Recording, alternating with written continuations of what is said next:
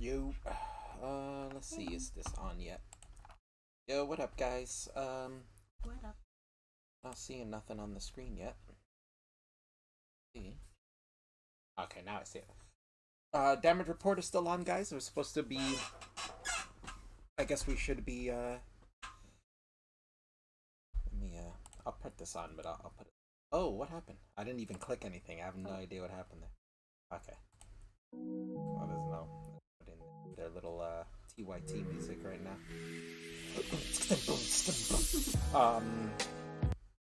My beat was better. My mouth beat was better than the beat eventually came out.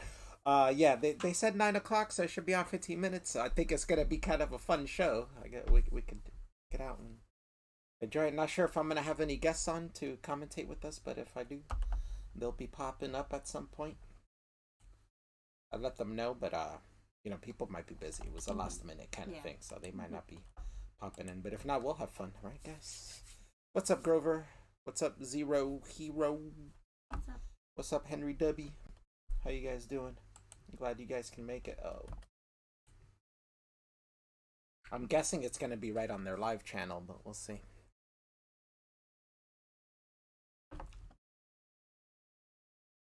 This ought to be good. Let me see the tweet because this said something. All right, it said they were gonna cover Biden's presidency, which is funny because they're gonna be on opposite ends of that, right?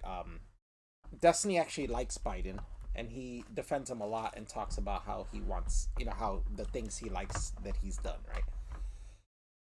Whereas Cenk doesn't like Biden, hates him, and he's gonna, try to down talk him and. Hold on, let me fix this mouse. So fucked up. And he's gonna try to down talk him and stuff.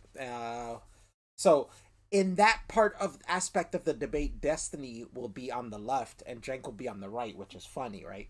But it's really not true. It's because Destiny's more in the center, and Cenk is so left that that it's like a horseshoe effect that he's gonna take like a right wing stance on it, right? Because he's so left. It's like a horseshoe effect. But it's that Biden's not nowhere near as far left as he is, and that's the problem with he has with Biden, right? Money and politics, I really don't see how they could disagree too much with that. No. Yeah, I don't know. I don't know. I've never really heard Destiny talk about lobbying and money and politics and stuff, so I don't know his point in that. But I can't see it being much different from Jenks. I'm pretty sure most people are like, yeah, let's get money out of politics. Like, I don't think too many people argue for money politics. Now, the very special part is the Cal Rittenhouse argument, and they're going to argue on that. And we were watching earlier, Destiny was researching. I think you guys know who watch my channel. I've done tons of videos on TYT react talking about Cal Rittenhouse and the stupid shit they still say. Yeah. And sometimes they gotta eat stuff. They said it before. So the one problem I was seeing when Destiny was going over the Young Turks videos on Cal Rittenhouse is that he may not have watched them all. Right? There's a bit of a timeline, and someone like me who like edits stuff for of TYTs. I've kind of seen the timeline, or like Sean and Devin, we all kind of make videos on TYT, so we see the timeline progress, right? So there is things. Whoa, something just really loud just popped. Oh, it's Sean. Oh shit, I forgot. You gotta now you gotta mute your mic for him to hear you. Hey, Sean. Twice. There's gonna be a problem actually. I can hear you. Yeah, but the problem is she's also coming through. Oh wait, this is for. Oh no, maybe. Oh shit. Hold on, guys. 1 second. I gotta. Are you streaming right now? Yeah. I gotta figure out how I can just mute Chris in here for me. Oh, am I making noises in your stream? Well, yeah, you're talking right now in the stream. Oh my god, this about myself. On the stream, me and Chris are using the same mic, a blue snowball. Yeah, but so are you. So he can hear you through my mic. Just don't hit the push to talk. Yeah, because he can hear you through my mic. I got it. Never mind. As long as you actually can stay muted, Chris, because he can hear you through the blue snowball. That's what's picking us up right now in Discord. So, yeah. That is true. I didn't know you're streaming yet already. I just came in making noises. Oh yeah, I'm streaming right now. What's up, Saggy Bones? He says, if this gets heated, looking forward to TYT titles in the future, like right-wing streamer Destiny gets destroyed. Oh, Oh, have you ever seen Stephen Michael Davis's video that Cenk wins all the arguments Yeah, I think that he I've seen imagines? that one. Yeah, I've seen that I sent that to Destiny earlier, and I'm like, enjoy years of this happening to you. one. I mean, I remember he did that with Sam Harris, and he like twisted it in a way to make it seem like Sam Harris said that, "Oh, we should bomb Muslims" or something like that, and it wasn't anything at all like what he said, and he Oh, was like twisting it. it was even pettier things. So Sam Harris was telling him like that the assertion that Jesus was going to come back Mm-hmm. it is like one level of like improbable, but saying Jesus will come back at like to Jackson, Mississippi is even more improbable because you're adding in uh a second factor, right? And that always, mathematically speaking, makes it more improbable. So Jank didn't get that in their conversation. So there's a clip in Stephen Michael Davis's video where where um where Jank changes it completely, and instead of like two probabilities or two factors in this probability equation versus one, Jank says, Sam Harris said it's more likely for Jesus to come back to Oh Jerusalem yeah, than remember that one? yeah. Neither's likely. They're both bullshit. It's like, no, but he's telling you about the theory of probability, Jake. What don't you understand that the more specific you make a story, the less probable it is to be true. Yeah. Like that's The not more a factors. hard concept, man. And he just couldn't grasp that concept. Eventually, Sam Harris gave up throughout the debate. And he was like, all right, let's move on. You're not gonna understand that concept. Like it's beyond you for some reason. Now I will say it I mean, at least biblically speaking, even though this is not mathematically true, it is more probable that Jesus, if he were to come back, would do so in like Jerusalem versus Jackson, Mississippi, if you're like Yeah. a biblical person. But that wasn't the question. No. It was a question of one was like less specific, like Jesus was resurrected or Jesus was resurrected in Idaho or something like that. Yeah. So it's like he's saying the more details you add and the more specific you make the tale, the less probable it is to be true. The more factors for it to be true makes it less probable. Right, exactly.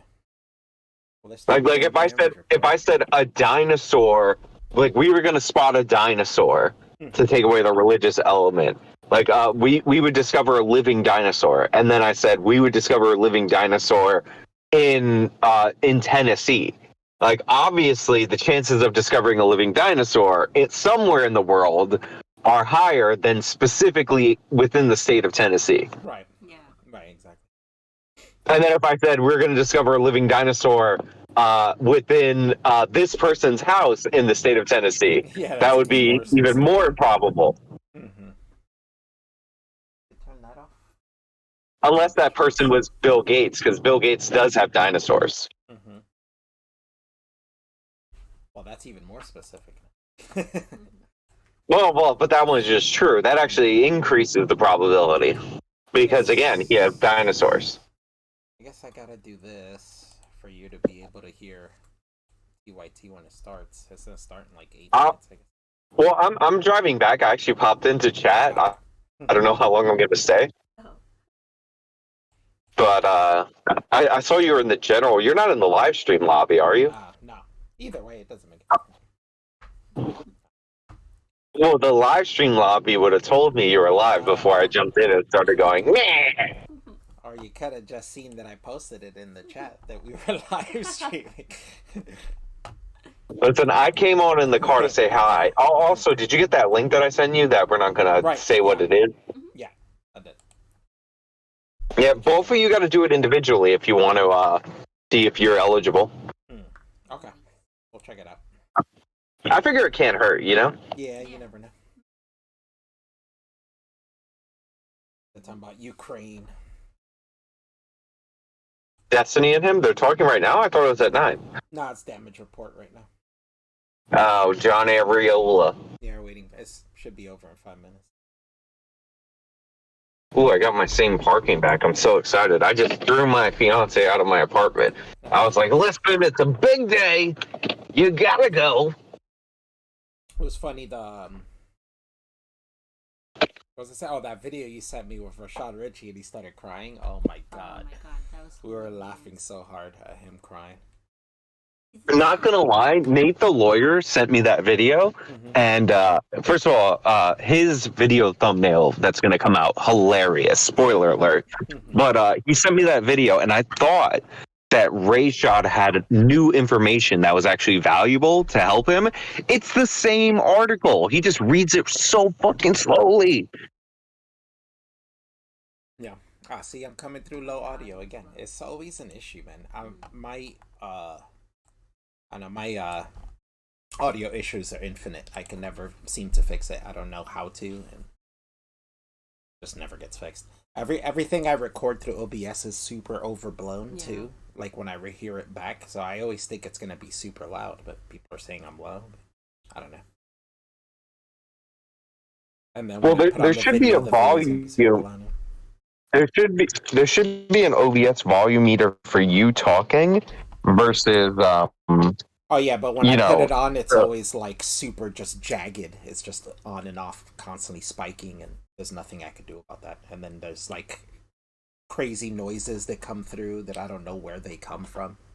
Sounds like Yeah, it's I mean, crackling, you hissing, and all kinds of stuff that I'm like, where does this noise even come from? I don't even hear it in the room. Or if I mute the mic, it still comes through. So I don't know what it is. Like even with the mic muted, it still comes through. I have no idea what it is. So I have to use like I mean, you these filters. could try Streamlabs OBS and then just play the not Streamlabs. You know what I mean? The other one, StreamYard. Yeah, StreamYard sometimes works a little better, but it's still it's like an issue with my computer, I think, because no matter what I play through, the only reason you don't ever hear it on Discord is because Discord has an automatic filter for that kind of stuff. Yeah. But like everything else, I have to like set up a filter manually, to That's try to why it block doesn't out all the sound extra so sounds that come through. staticky. What are you gonna do? I don't know how I'm gonna fix that. I think I just need a whole new computer or something because I have no idea how to fix that. And this was not even that old. Yeah, it's so- not even that old of a computer. I just got it like a half ago. It just started. That probably By the- started by the one way, day, and I I never able to fix it. I don't know what happened. I got a message from somebody. I don't know if they're like a moderator or something, inviting me to like the Destiny stream before this debate. I would have 100% went. Damn, I was if trying. that I a was real like, invitation. I was just talking about that. I was like, damn, I wonder if anybody knows how to like message Destiny and let them know to talk to you, because you would have been a perfect person to prep him for this. You know, like you know, like. Oh, I messaged him on Discord. Oh, okay. Yeah, I don't know if he ever looks at that. No, he does. He replied. Like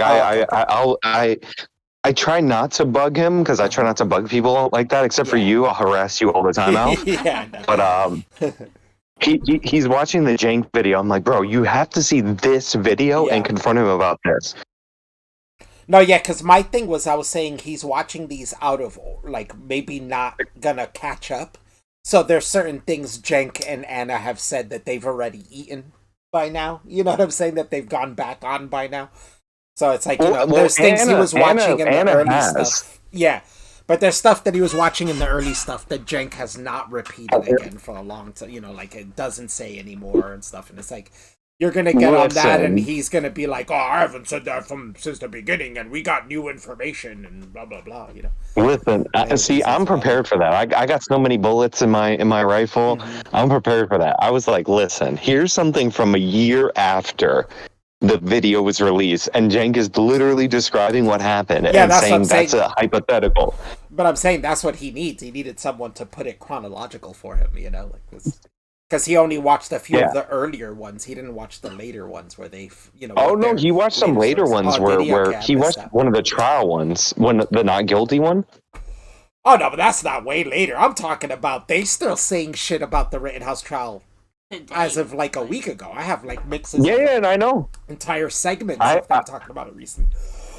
I've been including it in my things. I'm like, this is still happening. Yeah. That's why I'm saying it'd be good for him to know, to bear it down to what they say now about it. To not get, if you get bogged down on the older stuff, he's gonna weasel his way out of that. Where are you guys watching this? On YouTube? You're watching? On whose YouTube? Destiny's or? No, TYT. Right now, TYT it's live on just TYT. has it up.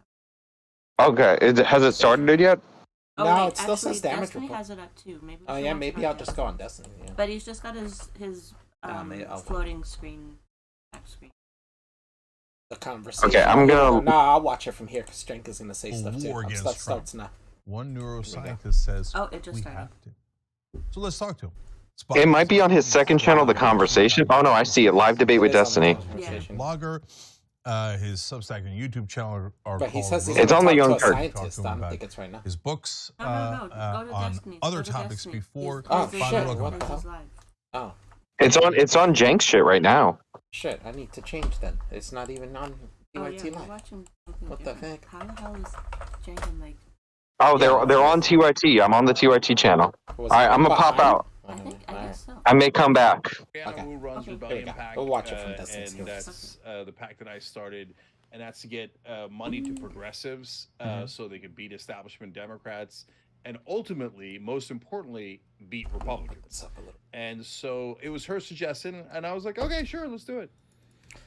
Gotcha. All right. Well, I guess I'll start. Are you familiar at all with anything that I do? I'll be pausing it here and there, so I'm gonna have to. You heard about any of my internet presence or anything? Yeah. Or? Yes, but I learned the hard way never to trust anything on the internet. Okay, good starting place. Okay. So basically, like, I don't. yeah. So Steven, I'll just say, look, I cannot. I know hear that you some if you people do say, not "Oh, talk. don't platform X, don't platform Well, I Y, guess don't I go can, on here, but don't go on there." Did it's you know what gonna he be said rough back to when he hear was you. 17 or You gotta 37? like tap me if you want me to stop Yeah, it. to no, talk or I don't something. care about any of that. Okay, so we're gonna have this discussion, and so if you've got something particularly terrible thing to say, or I do, we'll correct each other. Okay, so God bless. We'll And correct I hear each you're, other. what do I hear about Sure. it? I hear you're an establishment hack. Yes, Damn, it's proudly slowing so. Yeah. everything Okay. down. That's also another Okay, cool. I was just problem curious for us so to that I know both how stream to at the catch us same all up. Mm-hmm. So the long and That's an short of it issue. is basically, I got Because into now doing everything's online slowed down. politics around 2016 with the era of Trump, along with apparently the entire United want, States I got can- into politics more can just, in that like, time period than do ever that. before. When I first came on Yeah, the but then you're scene, late. my whole political That's career a was little being behind. as You'd be a lot combative behind. as possible, combative, condescending, patronizing, and through that kind of like blood sports battling as like a left-leaning commentator, I kind of cut my teeth doing that for a while, became kind of popular online doing online politics, and now I've kind of shifted away towards like, how can I be more empathetic, understanding, and like really hone in on why do we disagree with people politically, and then what can I do to kind of push my message while still understanding, I guess, the concerns of the other side. Broadly speaking, that's what I do. But I try to actually do that, not like in a Dave Rubin centrist kind of way where you pretend to listen to both sides, but really you're just a conservative in disguise in every single sense of the word. Okay. No, Yeah. Stephen, I'll give you credit from the get-go that from the few things that I've From the seen, get-go. no, you appear to be an actual independent thinker. So you're not like the fake left for sure, and your opinions are so all over the place that Your opinions are so all over the place. Destiny's opinions are like moderate left-winger opinions. Like, what is he Yeah. talking about? What's all over the place about Destiny's opinions? I don't think they're all over. At least he does say he's an independent thinker. Destiny is kind of like just kind of sticks to what's true and doesn't really try to put too much bias on stuff. Mm-hmm. you can't help but think that they're genuine. So Okay, I'll take that as a compliment. I'm not entirely sure if it is a compliment to everybody, but sure. yeah, I totally agree. And by the way, the way that I look at these, we call them debates, but I really, in my mind, I view them as discussions because there's plenty of things that I'm sure we'll agree on, right? Sure. And things that we'll disagree on, and that'll be fun too. And like I remember going to the debate club and the political union in undergrad, and I didn't want the debate club because I'm like, oh, we're debating cats or dogs. Well, you're just trying to prove who's more clever, right? Let's get the policy, let's figure out where we both stand, and then let the audience decide. Yeah. Yeah, I agree. So one of the things that I kind of bring up when I'm making the rounds on, I got into a little fight with Alex Jones on a panel, I think a couple months ago. I've done Tim Pool's show a couple times.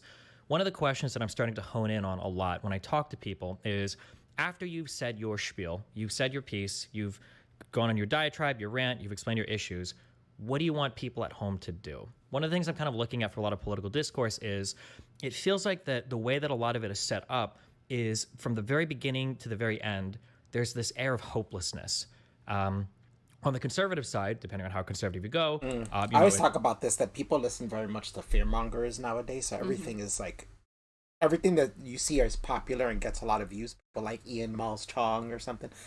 These people are straight like fear mongers, and all they do is exaggerate and sensationalize everything and make everything seem like extremely dire. You know?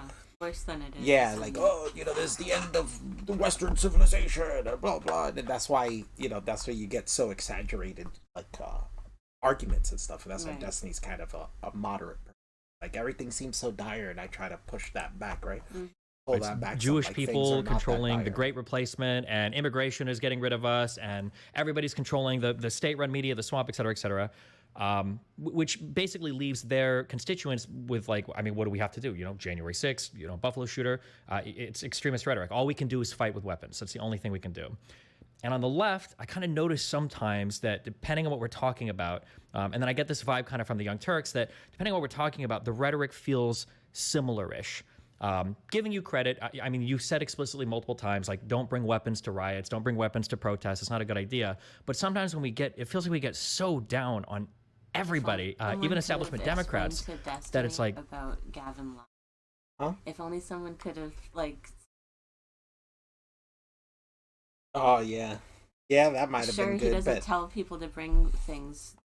I don't know if you'd want to burn that bridge though. I mean, this could lead to him having more debates with Anna or Cenk and other people on TYT. Yeah. I don't know. If it feels like there's no hope. Like shot. if Biden didn't pass something that the most progressive person in Congress wants, then it's a watered down bipartisan garbage bill that he gets no credit for. And then kind of, I guess the ground for this discussion, I guess, can be the recent debt ceiling negotiation. But I mean, we can talk about the infrastructure bill, the American Rescue Plan, whatever other thing. I guess what is your general feeling of that? Like, is there any part of you that's like, you know what? He might not be the most progressive president ever. I think he is, but he might not be the most progressive president ever. But at least Biden did this or this in terms of major legislation. Do you have that feeling, or? So yes and no. Mm-hmm. But it's a great question to start on. So first off, if you come looking for hope, you've come to the right place. Okay. So I'm the king of hope. And I even wrote a poem. I'm the called king of hope. He's another fearmonger himself. Our audience knows I'm intensely optimistic. And so when I get a sense of hopelessness, what I do is I try to fix it. And we do active things in the world, like we created Justice Democrats. We launched it on the Young Turks. Remember, he started Justice Democrats, and then they kicked him out on allegations of sexual harassment. Right? He was kicked out of the Justice Democrats. The super PAC he created. Now, also, he's against money in politics and stuff, and then he created a super PAC, right? Like, how does that make any sense? But yeah, we launched the improbable campaign of AOC, and nobody thought that was possible, and we did it. And then when we started Just Democrats, everybody thought you'd be lucky to get one. Now we have 11 in Congress, right? So I 100% believe in hope. Ro Khanna was on the show today on the Young Turks, talking about what we can do to fight forward. Okay. Now, in terms of the Biden, no, look, if you say, hey, is there things that he's done well? Oh, absolutely. So here are a laundry list of things I'll give him credit for. Getting out of Afghanistan. And I did not agree with corporate media. Oh, it was a mess. It was terrible. They always say that when we're ending a war. They never say it when we're starting a war, right? So, no, I'm thrilled that Biden got us out of Afghanistan. Did Trump start that process? He did. So what? Biden finished it, right? And and he did it right away. The infrastructure bill is good in the long run. I have a giant asterisk on it, but I'll take it. Even the semiconductor bill, it's a giant giveaway to the semiconductor industry, but we do need a national semiconductor industry. So it's a complicated one. It's nuanced, right? The COVID relief bill had some of the provisions that help the average American the most out of any bill I've covered in like 20 years, okay? Unfortunately, a lot of that already sunset and was obliterated later on. So I can go on and on, right? But in terms of, is Biden a progressive? Absolutely not. Has he done enough? Absolutely not. Okay. And so it's not me being nihilistic to say that. Yeah, but did Biden, I never thought Biden was a progressive. Biden's just like an old school Democrat. He does appeal to progressives to some extent, but he doesn't ever really go full, like, all the way. You know what I'm saying? Yeah. So I've never really took him as a progressive. So it's a weird thing for Cenk to even have an argument. Do I think, he's a progressive? No, I mean, is he supposed to be? Like, who said he was supposed to be? I credit where credit is due, and then discredit where discredit is due. So, for example, and I can give you many, many, but let's start here. So, Stephen, he said like $15 minimum wage was like bare minimum. Oh, of course we were going to get that. I remember when he got into office, and I told legislators, I said to people on air, our audience, etc., they're not going to do it, and everybody was incredulous. No, he promised that 8 weeks to Sunday. He's definitely going to do it. And what did he do? He had his 2 Delaware senators that are his top allies in the Senate vote against it. He came out. I see Grover saying that Destiny's argument is that Biden is progressive. Yeah, I wouldn't agree with Destiny on that. I mean, I can agree with Destiny on some of the things he says about Biden, and some of the things I totally disagree with. Spoke during the Super Bowl interview against it. He was never going to do it. He was lying all along. He's been a conservative on economic issues for 50 straight years. And it is funny to say things like, he lied about it, blah, blah, blah. Like, every president doesn't accomplish everything they say they're gonna do, right? Like, like most of them do like 16% or something, or 20-something% of what they said they're gonna do. Like, is that really something to hold against the president when every single president does that, right? On a laundry list of things he was never going to do: paid family leave, public option. He promised public option 1,000 times, never once proposed it, never once even talked about it. Oh, I don't know about that. I think Destiny's okay. So this is okay. I want to hone in on this. So firstly, I love everything you said in the beginning. Okay, and I might repeat this line a lot. I feel like sometimes when I get people in front of me and we chat, their takes become very, very, very reasonable. Either way, he comes to his opinion. In going over like the videos for this conversation, the things I'm hearing, like in regards to the debt ceiling, I was like, there are no wins for Democrat, none, zero. Biden hates the middle class. Well, sure. The Democrats and the Republicans are on the same goddamn team. Democrats just give McCarthy gift after gift after gift after gift. Do you really think that like a Republican administration would more or less do the same thing as like a Democratic administration or a Democrat administration? Yeah, no way. So with an asterisk, yes. So with an asterisk, what does that mean? For example, they did the IRS funding the IRS $80 billion over 10 years. That was the one. And by the way, Steve, you can go back and watch our clips on Afghanistan, on the infrastructure bill, on all of these. We talk about Saudi Arabia all the time. My position 1%. So what I say on air at the Young Turks is what I'm saying here. Yeah. So and by the way, the reason you might notice me being more vitriolic is because those are the videos that get more attention, right? Sure. But I also mean those 200%. Whoa, that's funny. But I remember I've said this I think to Devin and Sean multiple times before, where I feel like they ham it up because that's the ones that get views. When they act the most ridiculous, they get the most views. And those are the ones that get me the most ability to cut up and make funny. And people have, and people like Devin and Sean have had caught like funny thumbnails and done funny videos of theirs. Yeah. Many times. Now they've seen people make that and see that it gets them attention, and they ham it up for that. They did it like that. So yes, the IRS bill was good, and that was a bill that the Republicans definitely would not have done. And I said, okay, look, give the Democratic Party credit there. There's a slight difference, even on economic issues. Okay, so now having said that, the rest of it has been a disaster. So the debt ceiling, there was one tiny thing we got, and God bless. Okay, we got the exemption for homeless and veterans on SNAP. Okay, but the other 8 things were all for Republicans. We got nothing back. We didn't need to do it at all. And I think, and this is the part that's probably going to really bother you, I think that Biden wanted to do all those things. So when Obama was president, they invent this thing about, we're going to now negotiate the debt ceiling. Okay, it's a Republican ploy, but Obama and Biden love going along with those ploys. Love it. They could easily just go 14th Amendment. I'm done with it. Oh, by the way, if you'd like to wreck the world economy, that is going to be 100% on you. The carpetbagger. Well, instead, when he gets into a negotiation, it becomes 50% on him.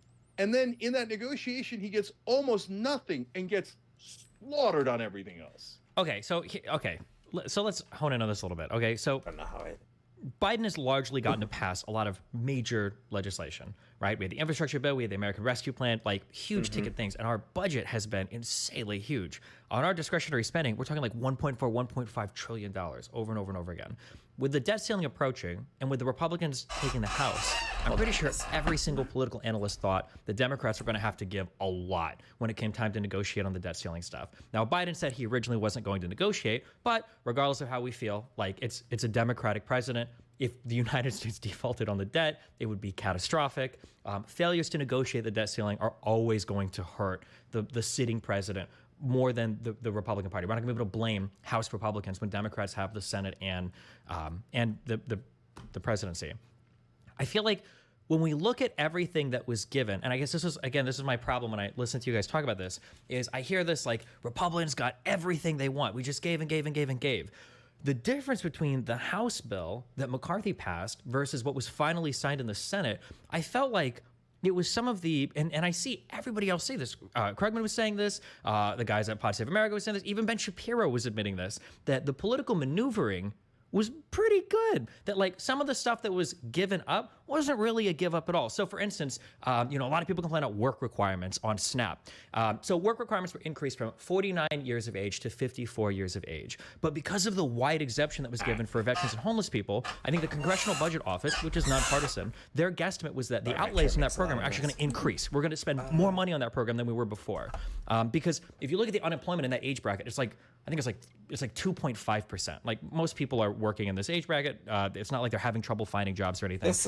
This kind of argument I think is kind of useless, because in the end when you're talking about bills and stuff, all you're really getting is pros and cons from each person, and this just boils down to personal choice and opinion. Like, wherever you're willing to lose and gain, is on each person has a different opinion on that.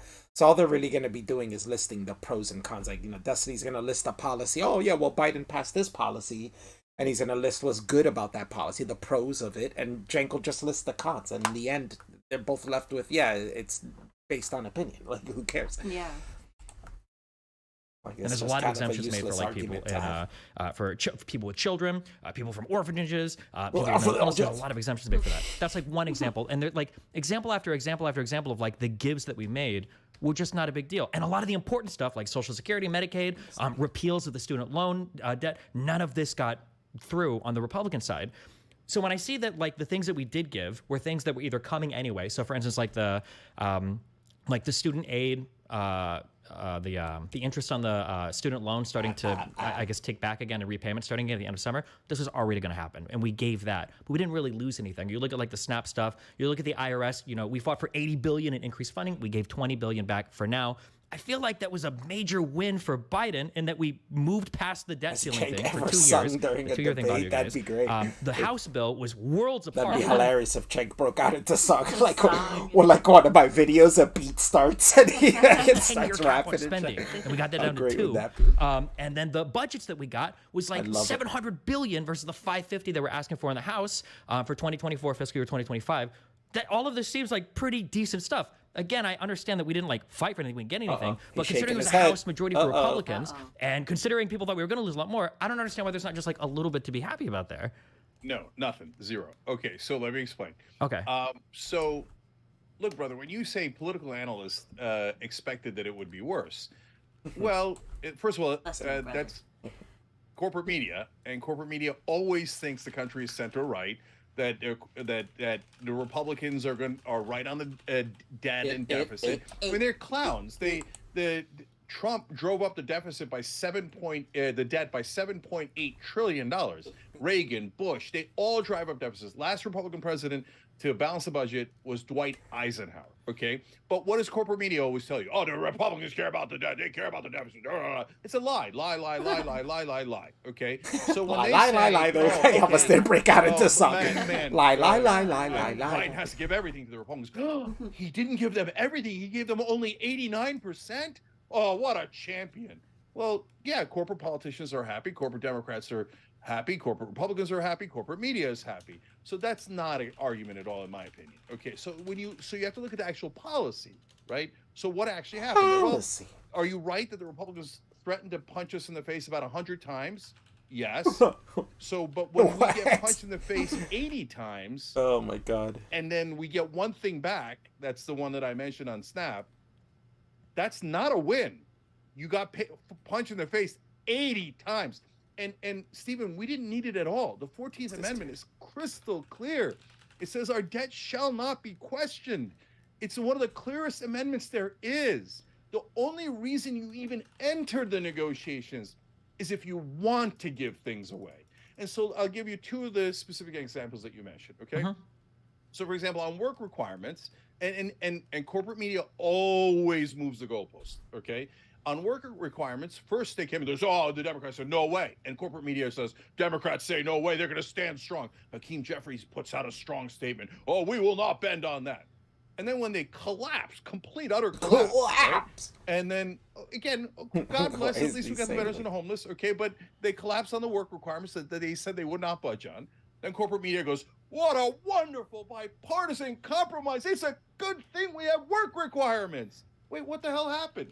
Okay, I covered when you said X. Now I'm covering when you say Y. And those things are not at all the same. On student debt, classic trick.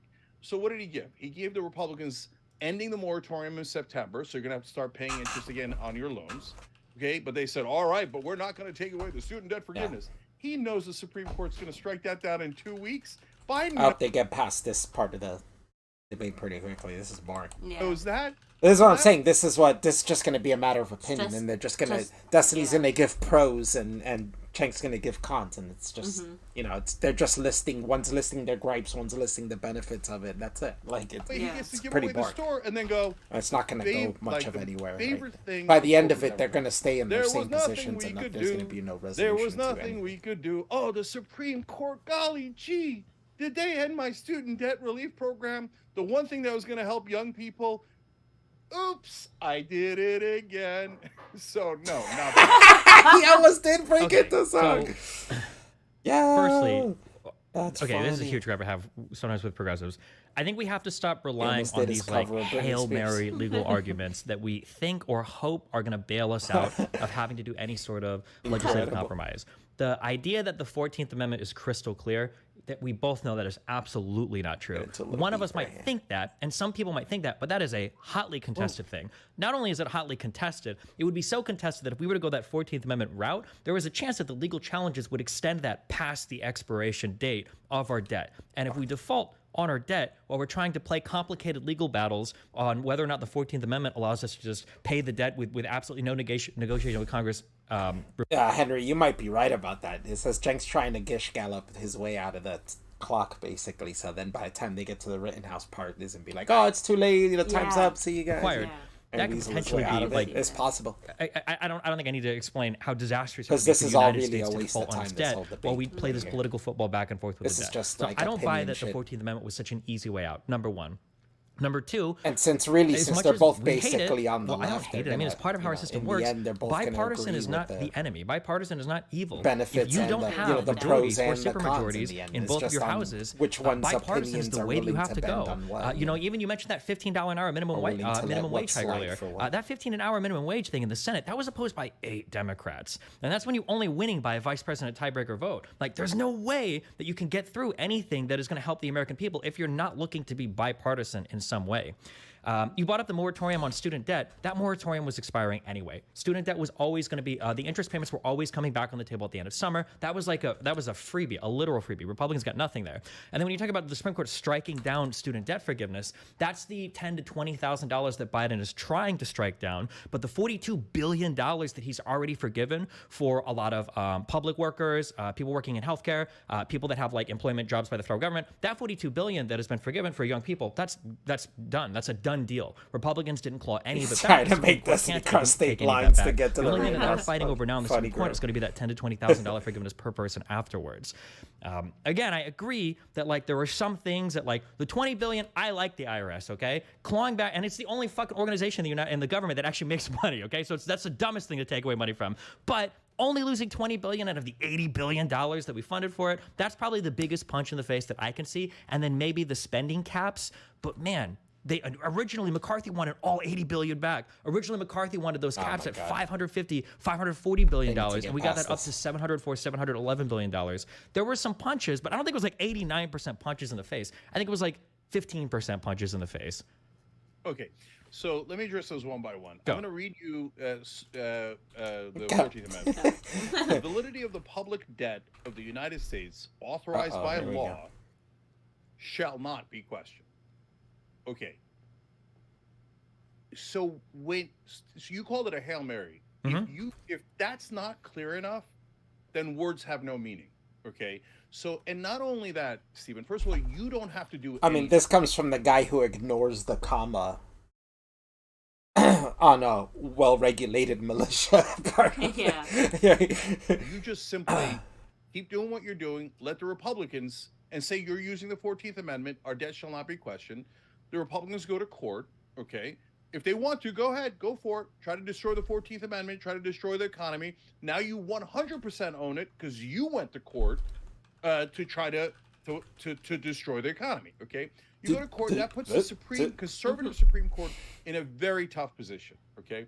Because they either have to say, okay, the Democrats are obviously right, plain reading of the language, the original meaning, everything, every conservative legal principle they have ever said. Or they have to say, okay, we're just partisan hacks, which I grant you that they might, and we don't care anything that we ever said before, but now we're burning our original meaning and plain reading of the text, are two of the pillars of conservative legal principles. We're burning it to the ground because this is super clear, and we're just going to lie about it. Okay. So that is not a Hail Mary. We have a massively winning case, and in fact, we win either direction there. And if you care just about politics and the Republicans own destroying the economy, that's a disaster for them. Now, I care that we don't actually destroy the economy, right? And of course, defaulting on the debt is a terrible thing. But Stephen, this is another core disagreement, I think, because I think the politicians are completely controlled by their donors. And I think every piece of legislation shows that. So the Republicans were never actually going to default because their donors would have been livid. Their donors are the richest people in the country. They need that stock market healthy and vibrant. They would have cut those guys' throats if they had actually defaulted on debt ceiling. The trick is we pretend. I mean, to a point, I kind of agree with Cenk here about them, politicians working for their donors and shit like that. Sometimes that's the stuff that he's right on, but I'm not always convinced that they're going in the way that he's saying, right? Like the donors are. Those are the bad cops. He likes to use that for everything, right? Oh, God, well, golly, gee, I wish there was something that we could like do. But another we could do. Here. Hey, our donors are happy too. Oh, that's amazing. Okay, what a win for everyone. And two policy things that you mentioned there. One is when you talk about the IRS, so we both agreed that was a good bill that the Democrats passed. Now they're giving back a quarter of it to 20%, to $20 billion. Why doesn't Biden ever fight back rhetorically? Why doesn't he say, hey, wait a minute, I thought we were reducing the deficit. Oh, that was in Destiny. Taking away $20 billion from the IRS actually increases the deficit by approximately $120 billion. Because every nonpartisan organization that's looked at it says $1 spent at the IRS brings you $6 back in revenue for the government. So why doesn't he do a press conference my Republican friends, and he loves them. He always calls them his Republican friends. My Republican friends, I thought they cared about the debt. It turns out they want to destroy the debt in order to protect the rich. Well, yeah, when you're talking nice to people, you usually call them friends and stuff. And they want to pile on debt and pile on debt just to protect the rich. I won't have I like that Cenk is always wants an antagonistic role in a presidency. It's like, fight the Republicans. Where really we should be working together. Like, that should be the message, right? So when Biden does say, I want to work with Republicans on this, they treat it as he's giving in, blah blah, and it's no, he's talking about compromise. That's one of the things I do like about Biden, and I like about presidents in general when they say they want to work with the other side and come to a compromise. I like that. I'm gonna fight for you, and he never does that because he doesn't believe that. And in last thing on this, PAYGO on the executive side. We've talked about 8 different things to give away. One of them is PAYGO, and that means that if you do any executive action, pass any bills anyway. Zero. That's a good point too. Too much talking. How do you respond to that? But if you do any executive action, they go on the only thing he's got forever, left for the next 2 years Now you have to take away something if you're ever going to. As you notice, like I said, they're just talking about pros and cons. The White House, the executive branch. It just comes down to opinion of what you're willing to care about and not care about. Willing to be like, I'll bend on that for this. Only care about myself. I wasn't going to do anything in the next 2 years anyway, and it's nice and convenient for them. So Biden wins, the Republicans win, corporate media wins, we all get screwed. Okay, so something we're going to center around this is like Biden wants this and the Democrats want this. I guess running through a couple of these, amendments are never as clear as like the words have crystal clear meaning, right? Like how many times have we fought over the wording of the Second Amendment? The right to bear arms shall not be infringed. What does it mean to have a well-regulated militia? What do the commas mean? Oh, shit. What do the commas mean? Oh, busted. Oh, shit. Yeah, I busted him on that on one of my videos. Videos of like sovereign citizens quoting articles of independence and everything. Like the idea that like, well, the words are crystal clear, especially after we've just gotten out of a very complicated battle relating to Roe v. Wade and whether or not substantive due process or applied rights are even a real thing. I think it's very cautious, or I think we should proceed with caution when we say something like, oh yeah, like the wording on this particular part of the Constitution is very clear, therefore we have no debt ceiling anymore. Especially when we're doing such a massive divergence of what's already kind of been set as like a political norm.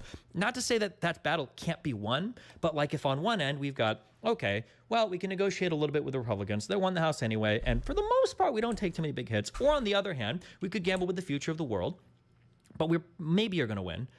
That just seems like such a clear-cut alternative. Like, probably just go with a negotiated position rather than, one, hoping that we win in court, or two, hoping that if we lose in court, the sitting president isn't blamed and the Republicans get blamed, which I don't even know if that helps us anyway, because it's not like the composition of the Supreme Court is going to change. And now all we've got is a country that can blame the Republicans for the fact that we've destroyed the world economy.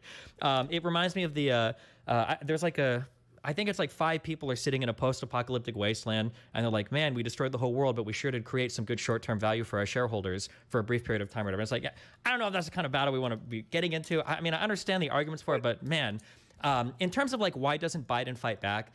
This gets into kind of like, oh, well, you know, political theory and what are people doing? But like my interpretation of it, and I think quite a few people have had this interpretation, is that this was such an astoundingly good deal for Democrats, considering how bad it could have gone, that it's better to just shut up and let McCarthy and McConnell go out and say, oh, well, we're very proud to vote for this, and let them have their win, when we're not really giving much at all, so that McCarthy's position in the House isn't threatened, and so that Republicans aren't in an uproar, that they weren't able to attack any of the entitlement programs, any of our big non-discretionary spending stuff, like they've really wanted to do. Republicans have been gunning for things like Social Security, Medicare, Medicaid. Republicans have been bloodthirsty to get rid of all of the student loan forgiveness, to claw that back completely. I see this being very cordial. Hungry to make huge cuts in the Inflation Reduction Act. They wanted to get rid of all the tax credits, all those green energy tax credits. McCarthy in the House bill got rid of every single thing. And again, the things that we gave were not that significant. You mentioned PAYGO, for instance. I do give it to TYT. They do open 2019, themselves Trump to already had enacted PAYGO for the executive branch via executive order. Number one. And number two, the PAYGO that was enacted, one, it sunsets at the end of 2024, so it's not that big of a deal. And two, the most important part. What? He might not do anything anyway, but regardless, number two, the PAYGO requirements for the executive branch are exempt from judicial review. Line 17, 18, 19, no determination, finding, action, or omission under this title shall be subject to judicial review. So basically, Biden can say, listen, I'm doing this on EO because I have good reasons, trust me, and it's not like anybody can review it anyway. So again, I feel like this is one of those things where it's like, we gave it, and then some people, like you guys at the Young Turks and other people, are like, oh my God, this is a horrible thing the Democrats gave.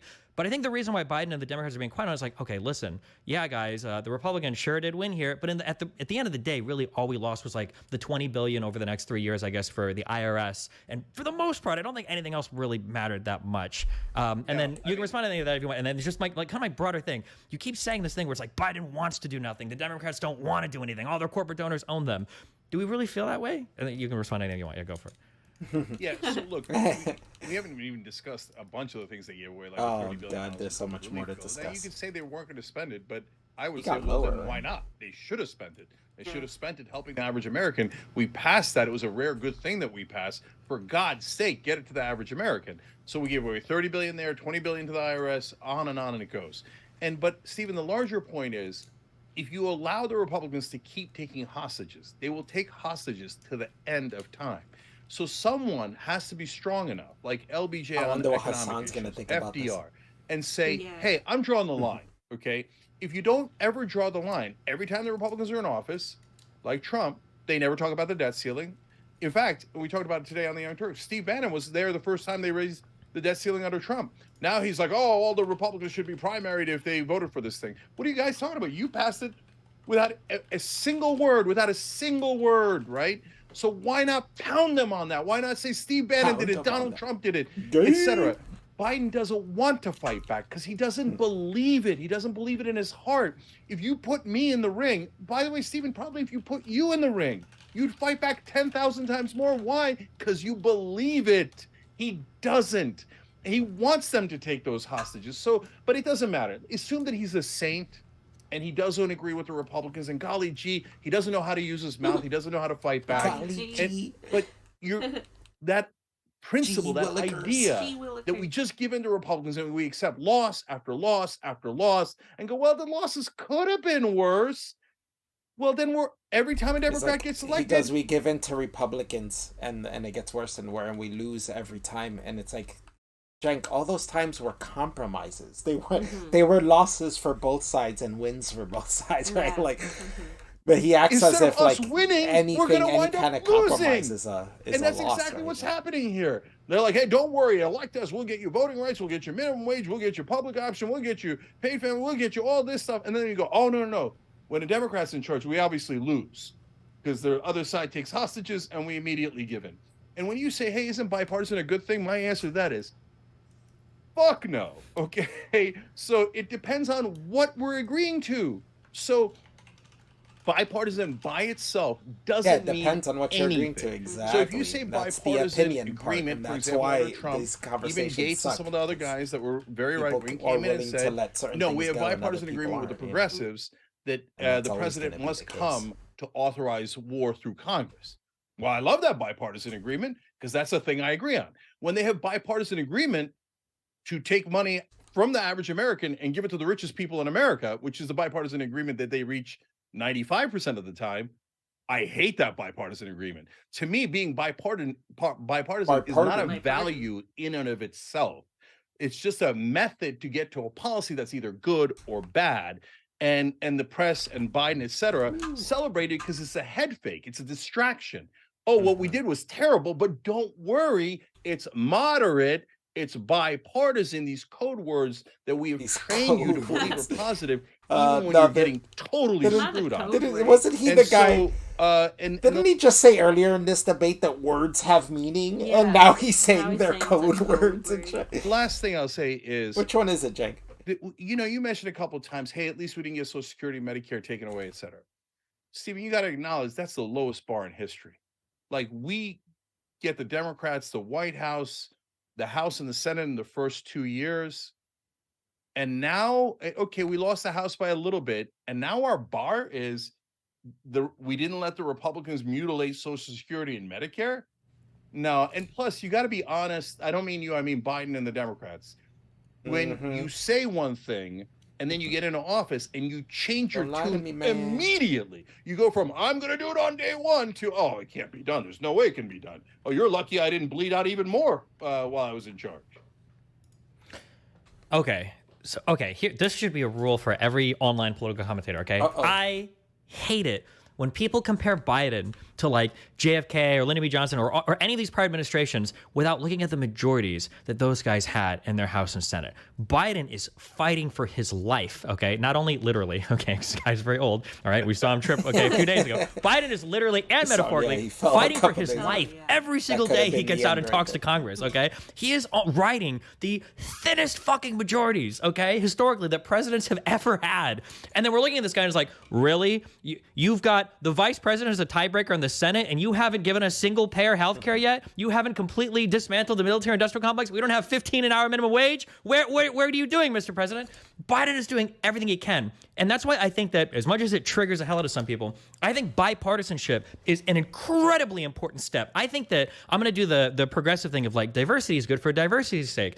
I think bipartisanship is good for bipartisan's sake because a lot of the issues that we've had running our federal government over the past 20 years have literally been Congress does nothing and we look to the president for executive actions. Even our big immigration policy like DACA came from Obama executive action, or we look to the Supreme Court for everything. All of our civil rights, all of our big civil rights legislation, where is that? It doesn't exist. It's come from the Supreme Court. Gay marriage came from the Supreme Court. Roe v. Wade, Casey came from the Supreme Court. And what happens to things that come from the Supreme Court? The next Supreme Court can take them away. What happens to things that come from executive action? The next executive action or the next Supreme Court can take them away. And I think that this hyperfixation on, no, screw bipartisanship, we're just going to fight with our end of the political spectrum.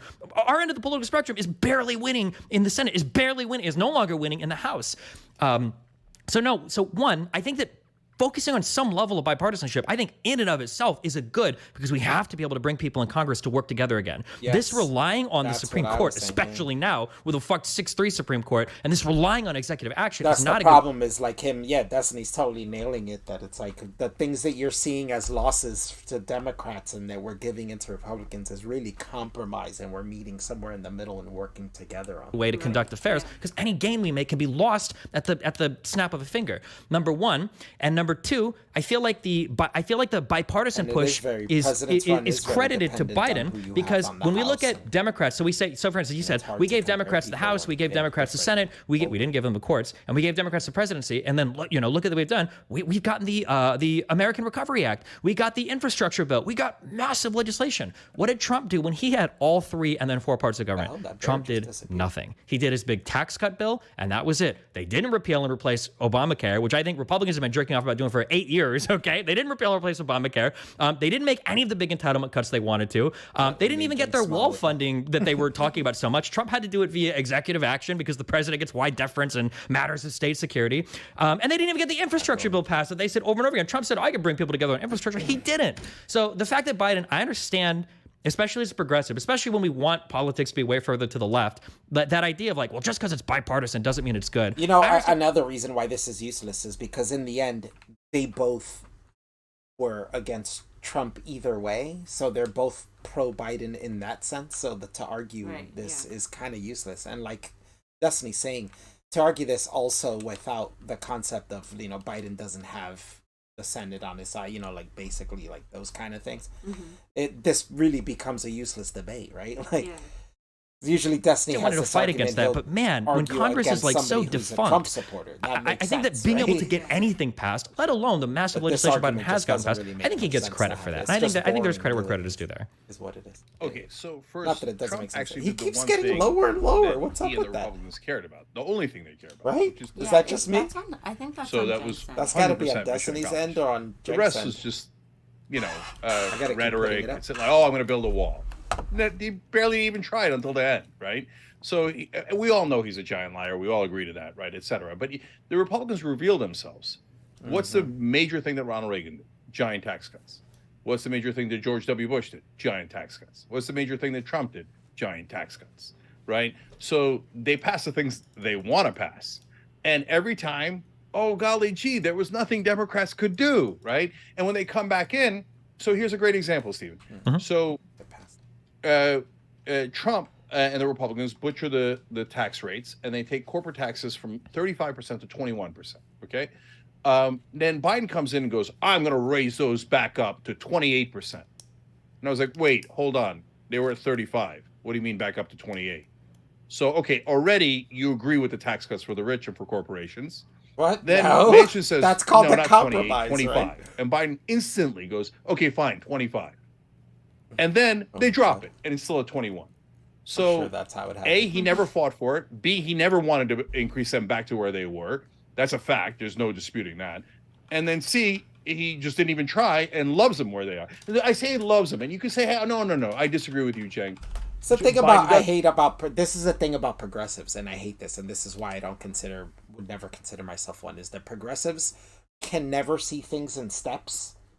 So it's there's no half measures to them, right? It's always like you either go all the way or you're totally against that thing, right? Yeah. And it's like, you know what I'm saying? If you're pro-gun regulations and you're going to make a gun regulation to Cenk, if you're not going all the way, then no, you're pro-gun. You know what I'm saying? But I'm actually putting a restriction. But you're not going all the way, so you're pro-gun. You're pro-gun. Yeah. You're for the children being murdered. And it's like, damn, chill out. There's half measures. Sometimes you take steps and you get somewhere slowly. Yeah. Biden didn't want to bring it back to the percentage it was originally. No, but he's still raising it, right? So it's like he's taking the steps to get there. This is called compromise, right, Cenk? Yeah.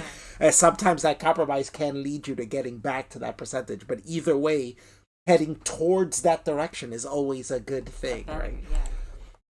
Doesn't love that. He's just a pathetic ooze of weakness, and he just can't fight back on any of this stuff. And so now that brings us to the point that you made about, it's like, yeah, well, wait a that's minute, why now BJ had there's big so majorities. much division now. Did he? He had big majorities of Democrats. Right? Yeah, exactly. But remember, Like, maybe that's why we're so divided, because there's a group of people just constantly saying, fight, them, instead of fight work them. together, compromise, right? Like, giant portion of those Democrats were Dixiecrats.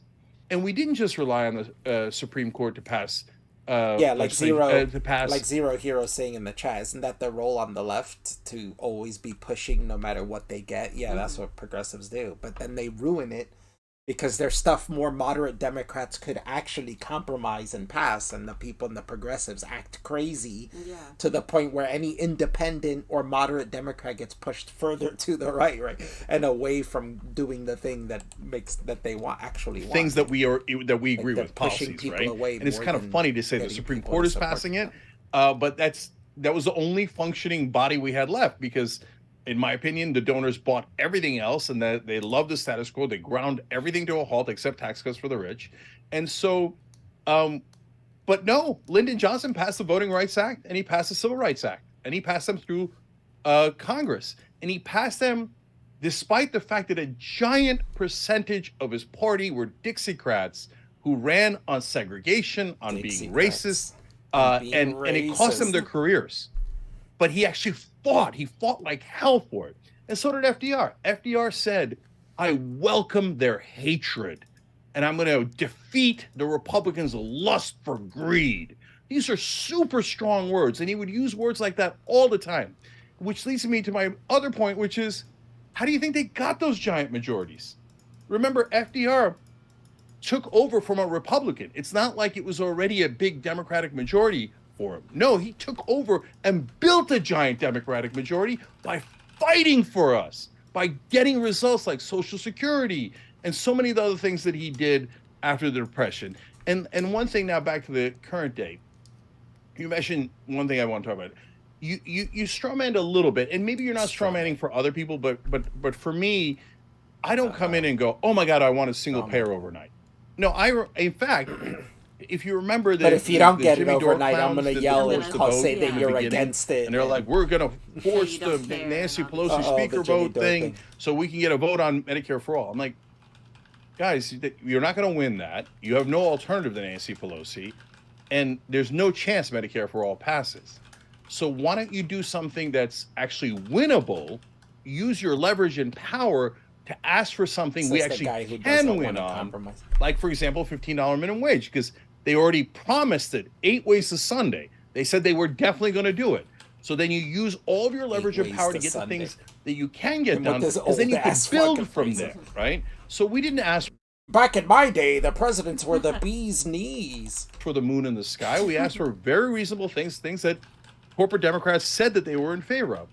But instead, we didn't even get the bare minimum.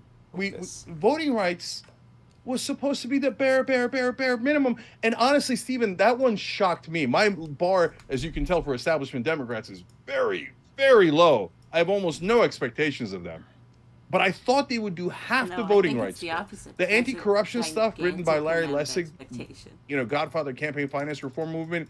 I remember talking to Larry about it, and I said, brother, I love you, but there's no way in the world they're going to pass anti-corruption stuff. It's not just the Republicans. The Democrats are just as corrupt when it comes to taking campaign money. So that part has no hope. The gerrymandering thing would be brilliant, but I think very little hope, because the Democrats are also complicit in that. But the other half, they needed for their own victories. They needed black people to be able to vote so Democrats could win. But Biden wouldn't even do that. No, and Stephen, they betray themselves. Last thing here. Because there is one time they lifted the filibuster. They said, the filibuster is immutable. Yeah. The parliamentarian rules. He said, and Stephen, blah, blah, blah. Went, huh? I didn't know we were in a parliamentarian system or a parliament system. But no, they did they didn't give a damn about the parliamentarian. They did lift the filibuster once to raise the debt ceiling in the first 2 years. So when it affected the stock market, all of a sudden the filibuster is irrelevant. When it came to voting rights for African Americans, oh, no, nothing we could do. Filibuster, the Democrats' best friend. I think so. We can move on from here. I'll give a thing, and then you can go because obviously we can go back and forth this forever. It's not just. I would like to contextualize where Biden sits at right now on the precipice of extremist disaster in U.S. history. We came off of what is arguably, I'm not going to say the most conservative president ever, because I don't even know if Trump is truly conservative, but I'll say like the most like fascist president ever, at least in my lifetime from what I've seen.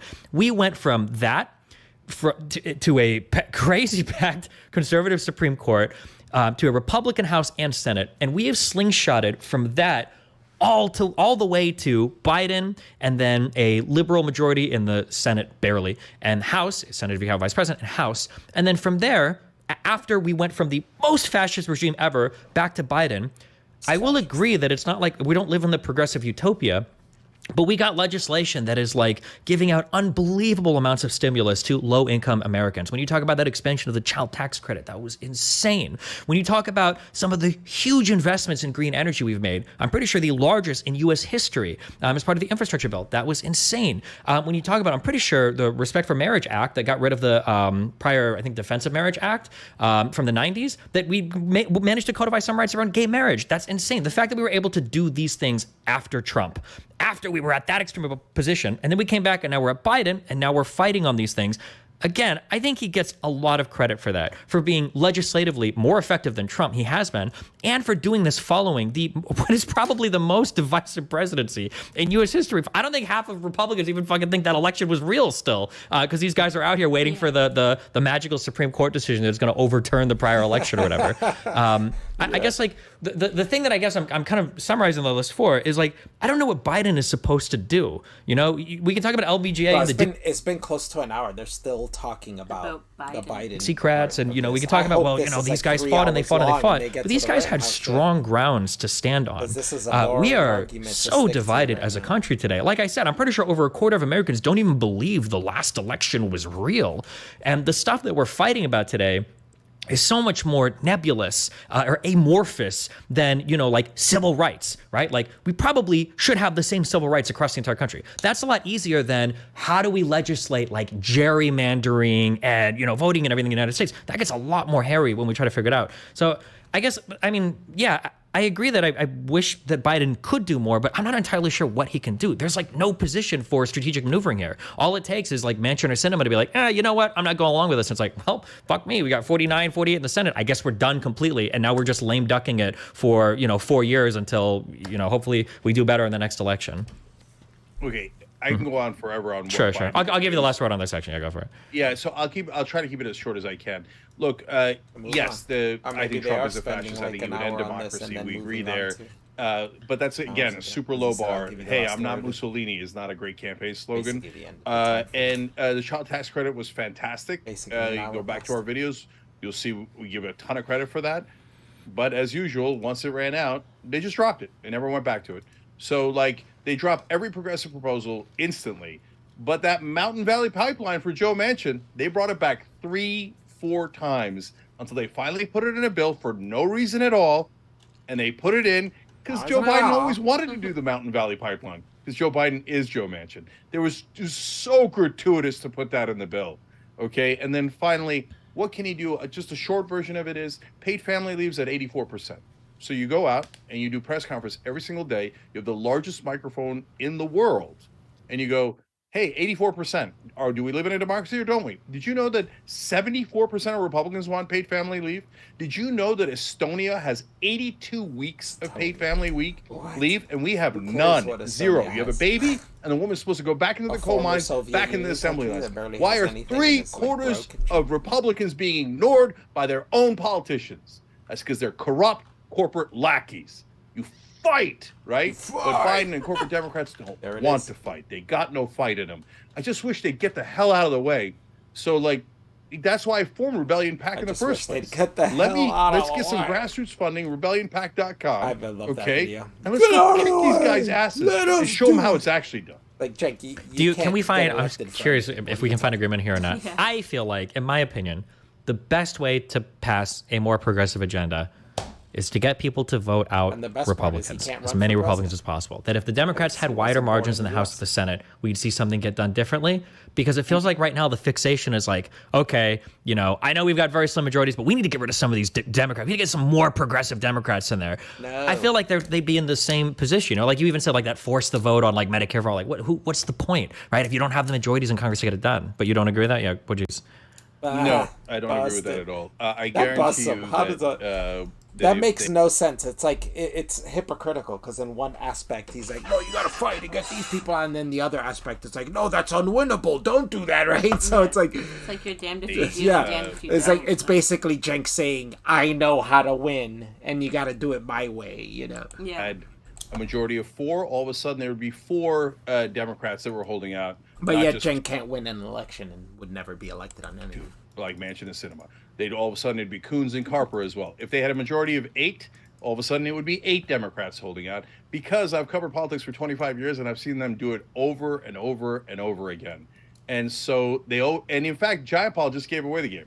Theoretical head of the Progressive Caucus, or the caucus is theoretically progressive. And she said, well, look, we showed them, we voted no. Now, if they needed the votes, we would have given it to them, but we voted no to show that we disagree. Well, then you just gave away the game, brother, or sister in that case. Okay, so you're just saying, we're just faking it out here. So however many Democratic votes they need to pass these awful bills, we'll always give it to them. Did Cenk just assume that person's gender? But we're going to pretend that we're against this bill because they don't need our votes. That's the kind of gamesmanship that happens. And so, I mean, I guess that's a core disagreement. I don't think that they're golly gee honest people that went around and Mr. Smith just couldn't pull it off. Golly gee whizzes. No, they all get massive funding from corporate donors, PACs, super PACs, and they do exactly as they're told. But then if that's the case, then why engage with the political system at all? Because now we're back at the square zero. Because now it feels like, why bother voting or anything if they're all bought and paid for? No. I don't want people to get discouraged. I'm captain of Team Hope. Okay, so that's why I helped to form Justice Democrats, because I'm captain of Team Hope. If you untether people after from telling people that the money, they can actually be honest. And that's why, is it random that AOC, Rashida Tlaib, and Ilhan Omar were the most visible Democrats when they first got elected? And then Jamal Bowman, Cori Bush. These are all big names you've heard over and over again. Yeah, but they're winning in plus 40. But they're winning in plus 40 blue districts, right? This is why when the progressives were talking about we're going to get a progressive in for Manchin, they got slaughtered. That's why people like Nina Turner, even when they fundraise their opponent 2-1, get destroyed. I don't think there's much credit for progressives that are winning in massively blue districts and then attacking the rest of the Democratic Party from the safest seats of the United States. No. So Stephen, when we won a lot of those battles, they were not a given at all. AOC beating Joe Crowley in that primary was one of the biggest upsets in political history, in American history.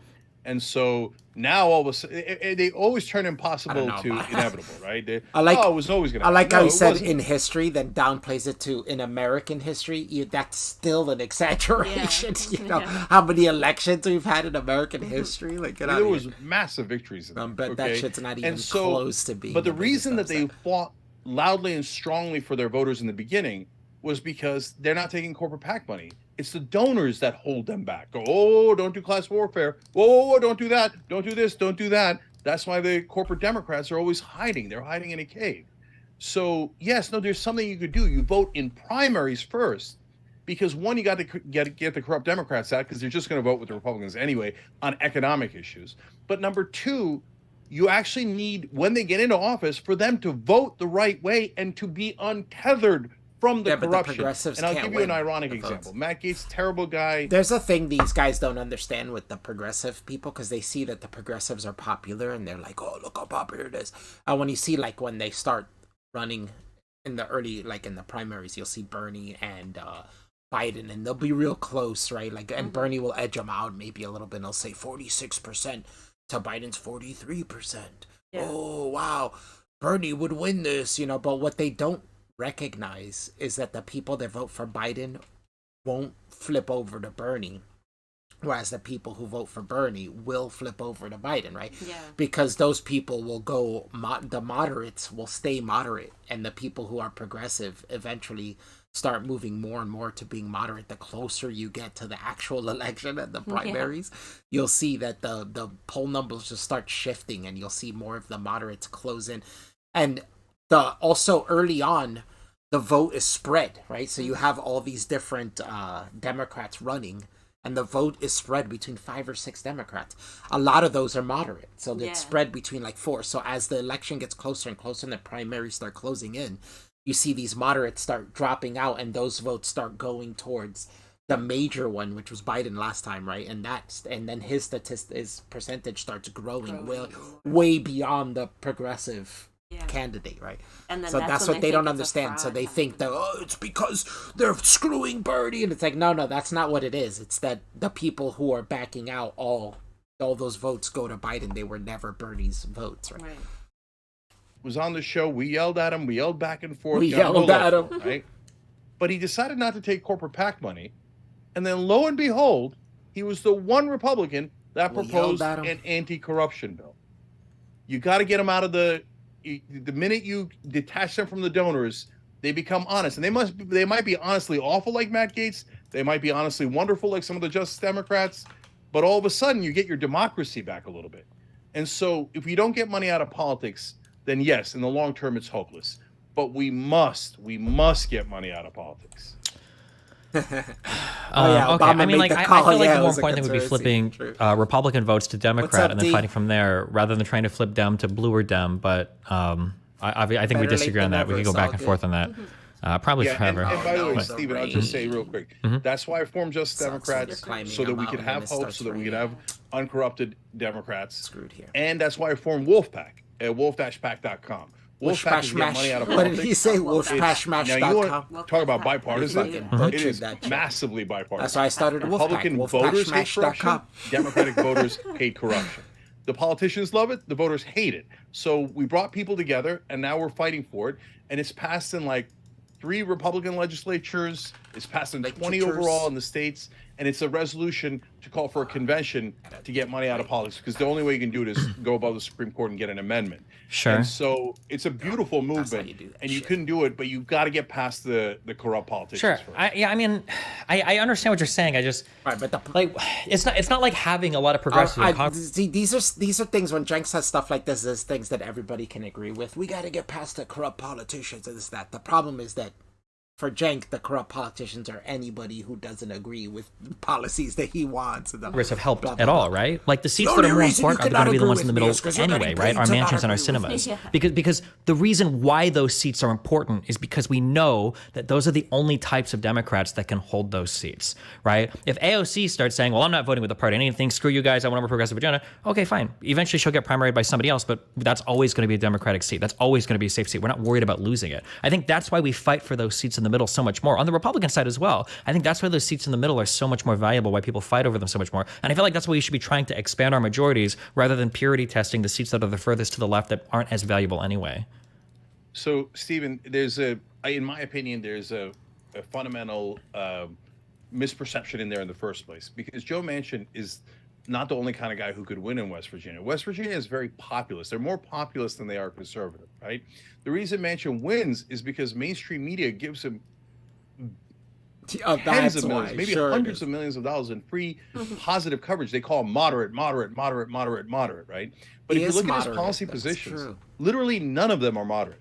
He takes extreme right-wing positions where the country, for example, 3/4 of the country wants to raise taxes on the rich. Jesus. Joe Manchin comes on TV and goes, I'm a moderate. I want to cut taxes on the rich. I'm reasonable, right?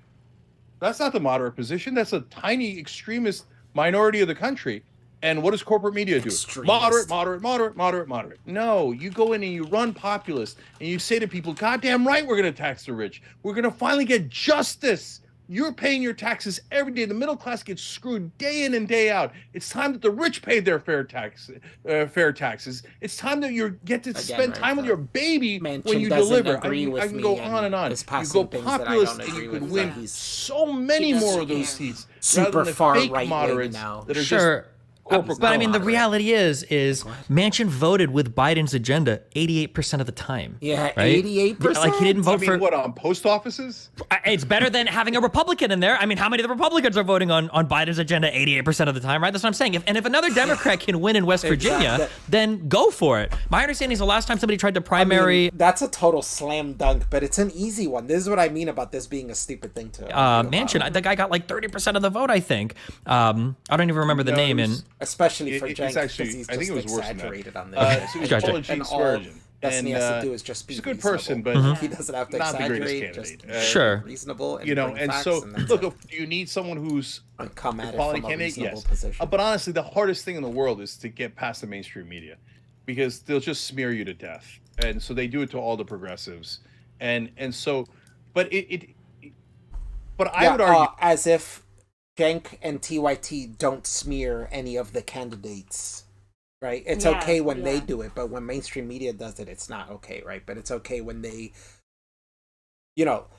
as much as people hate Kamala Harris and Biden, they were bitching about them and shitting on them the entire election because they wanted Bernie throughout the primaries. It wasn't until the general elections and they realized those were the two people they had to go for that they stopped talking crap about it. But before then, they were smearing them just as much as any other media was smearing anybody else, right? So it's like, but you guys do the same thing. Isn't that a bit hypocritical? And now we're going to get too far down this rabbit hole, and we have very little time left. But I'll just say, I think Manchin, in a lot of ways, does more damage than a Republican. And now they're not going to get validates the Republican position by saying, I agree with it, and hence it's bipartisan, hence it's moderate, hence it's the reasonable position. And so I think that does way more damage than just a regular Republican who just seems like an extremist. He makes their extremist positions look good, and that's a world of damage. He was... They were wasting time with this. Like, do you think that if Manchin wasn't in the Senate, do you think that we would have Jackson as a Supreme Court?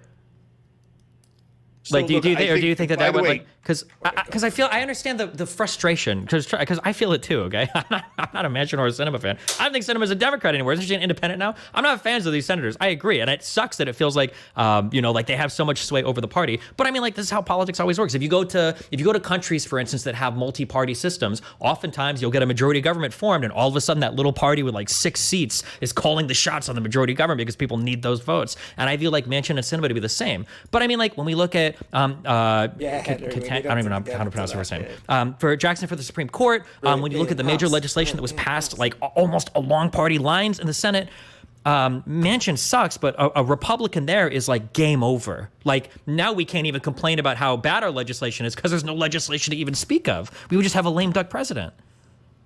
Yeah, so by the way, that's another one to give credit to Biden on. I think Justice Jackson has been really good so far.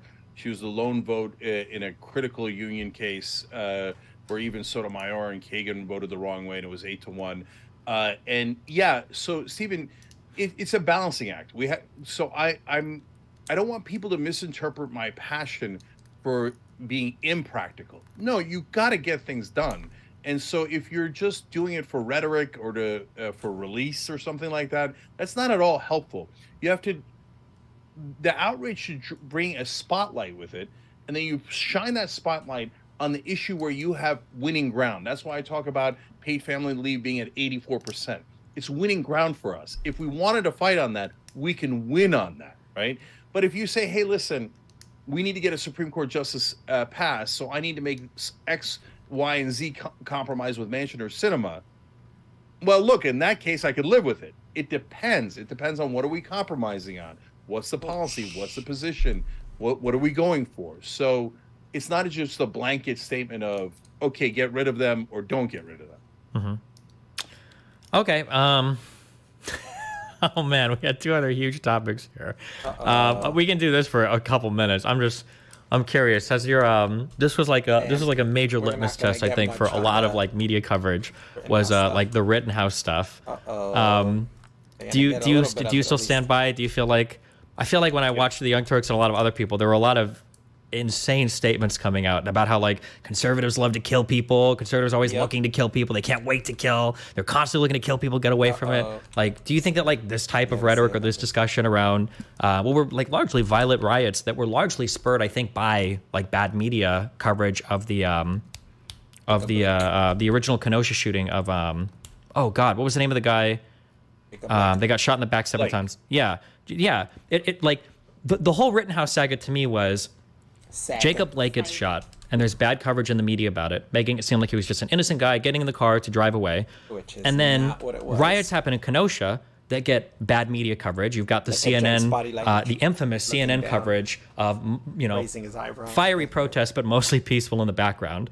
Then you've got Rittenhouse, you know, goes and does his thing, and then we get more bad coverage of that. In my opinion, I think a lot of the facts get misrepresented there in a lot of left-leaning media, and it just feels like we're on this never-ending train of stoking the fires of resentment, hatred, on top of misinformation and bad claims, and then at the end of the day, we all walk away feeling like we've done something good, when we're just like kind of like preaching basically misinformation to the audience and everything. And shitting on a little kid. Yeah. So no, I don't back away from anything I said.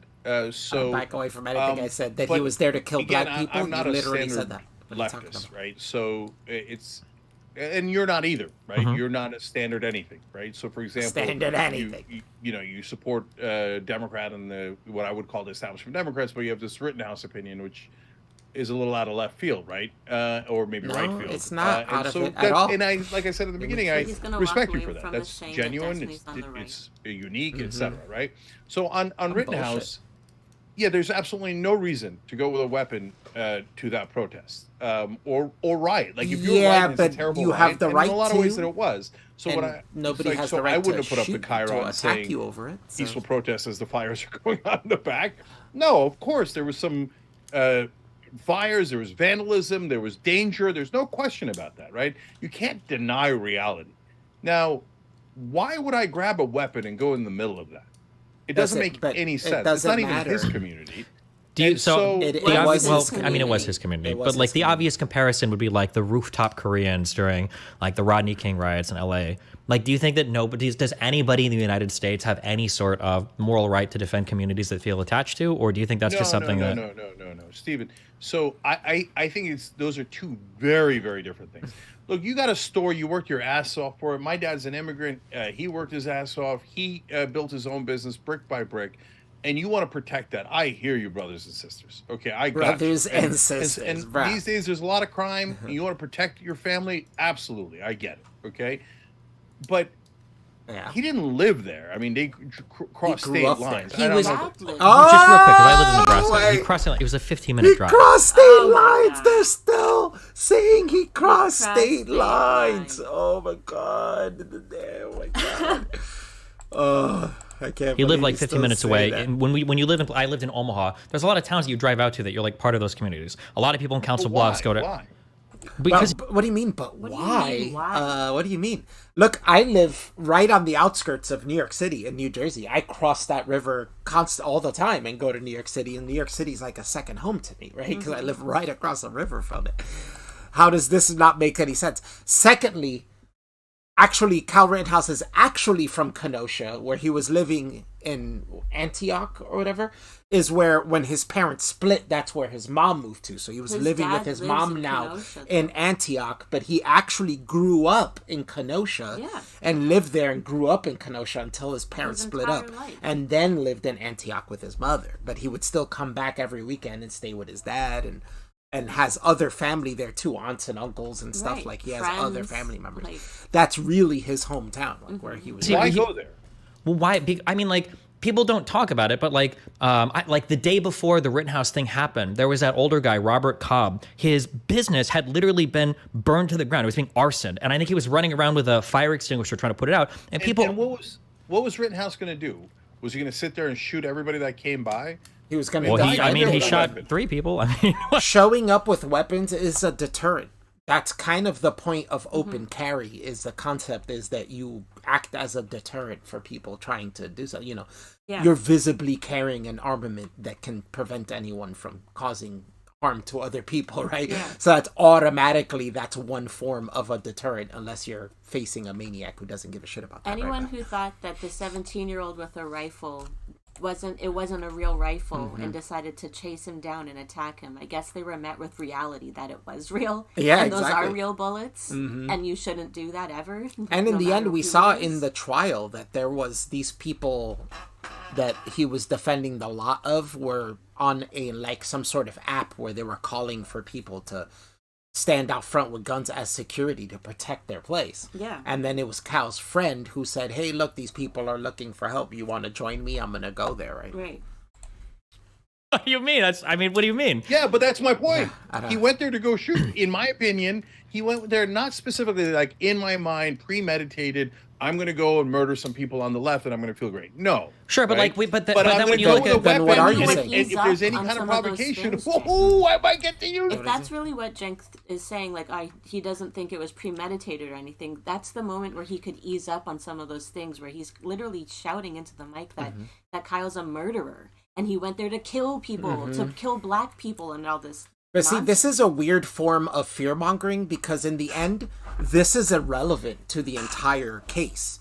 Right. It's totally irrelevant. Even if he went there with the concept of, oh man, somebody might attack me and I'm going to get to shoot them, man, that's exciting. Even if he went with that mentality, that still does not justify people attacking him for no reason in a non-dangerous situation, right? Like Rittenhouse isn't trying to shoot anybody at the moment.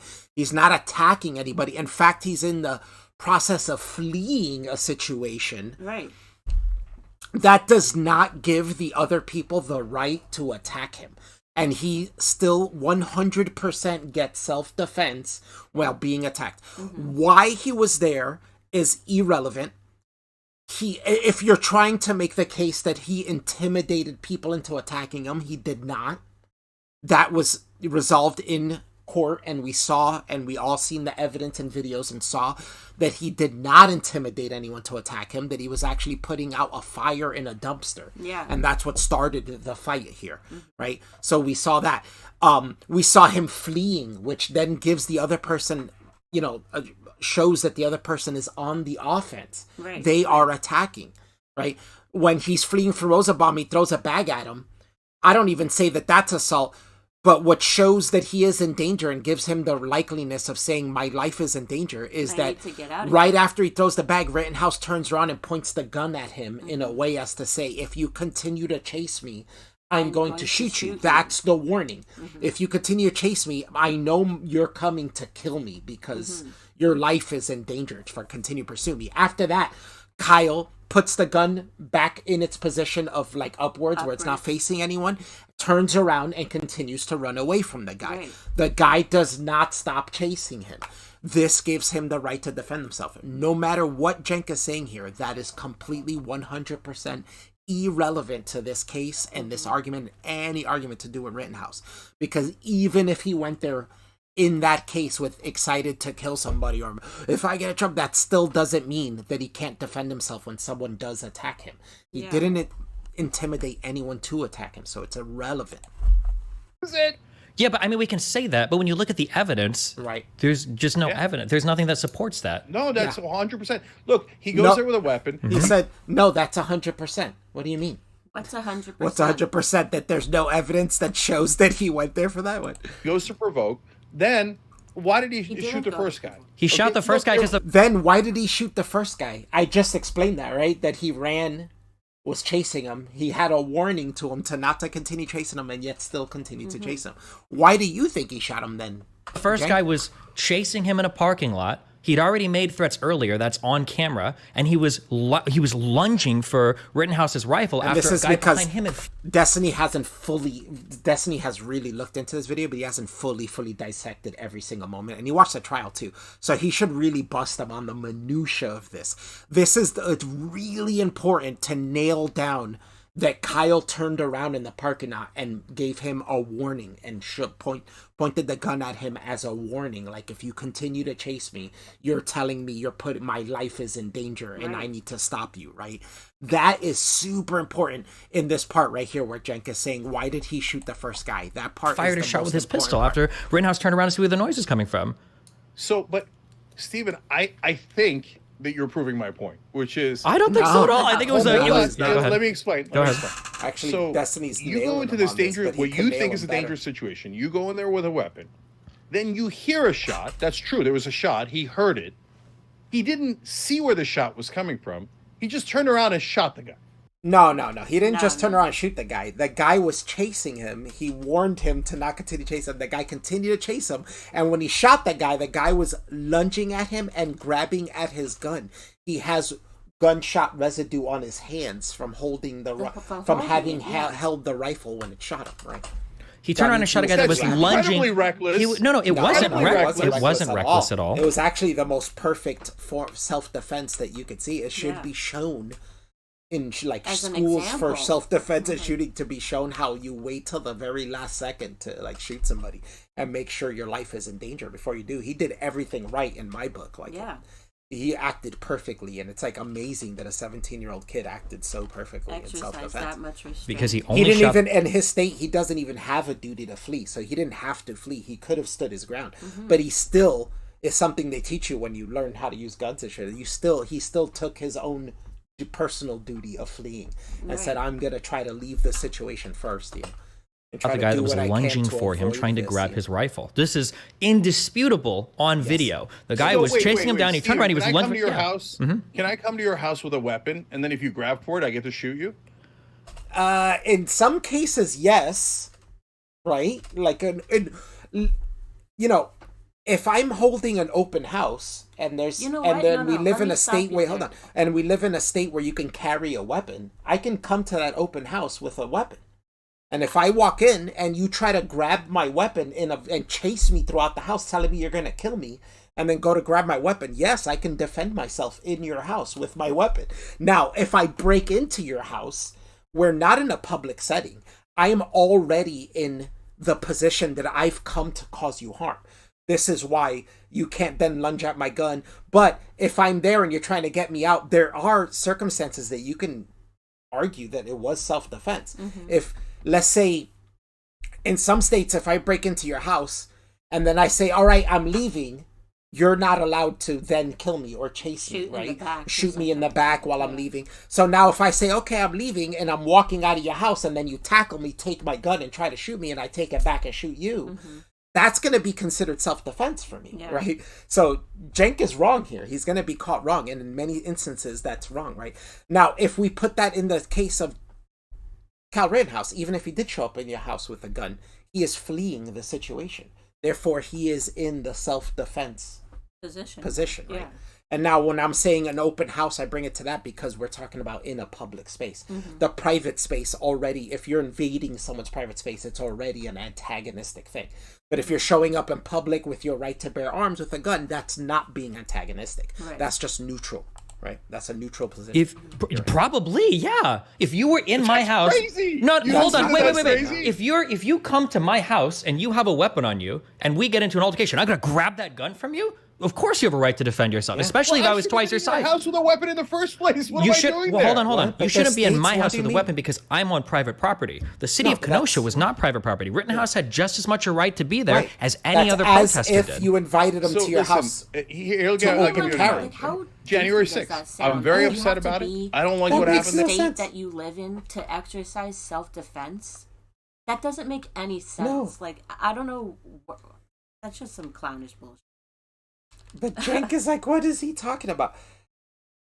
Then he says, well, why would I be in your house with a gun? You don't think people go to each other's houses with guns? What about a police officer going to his friend's house? He doesn't go in there with his gun? You know what I'm saying? Right? Like, people do all the time.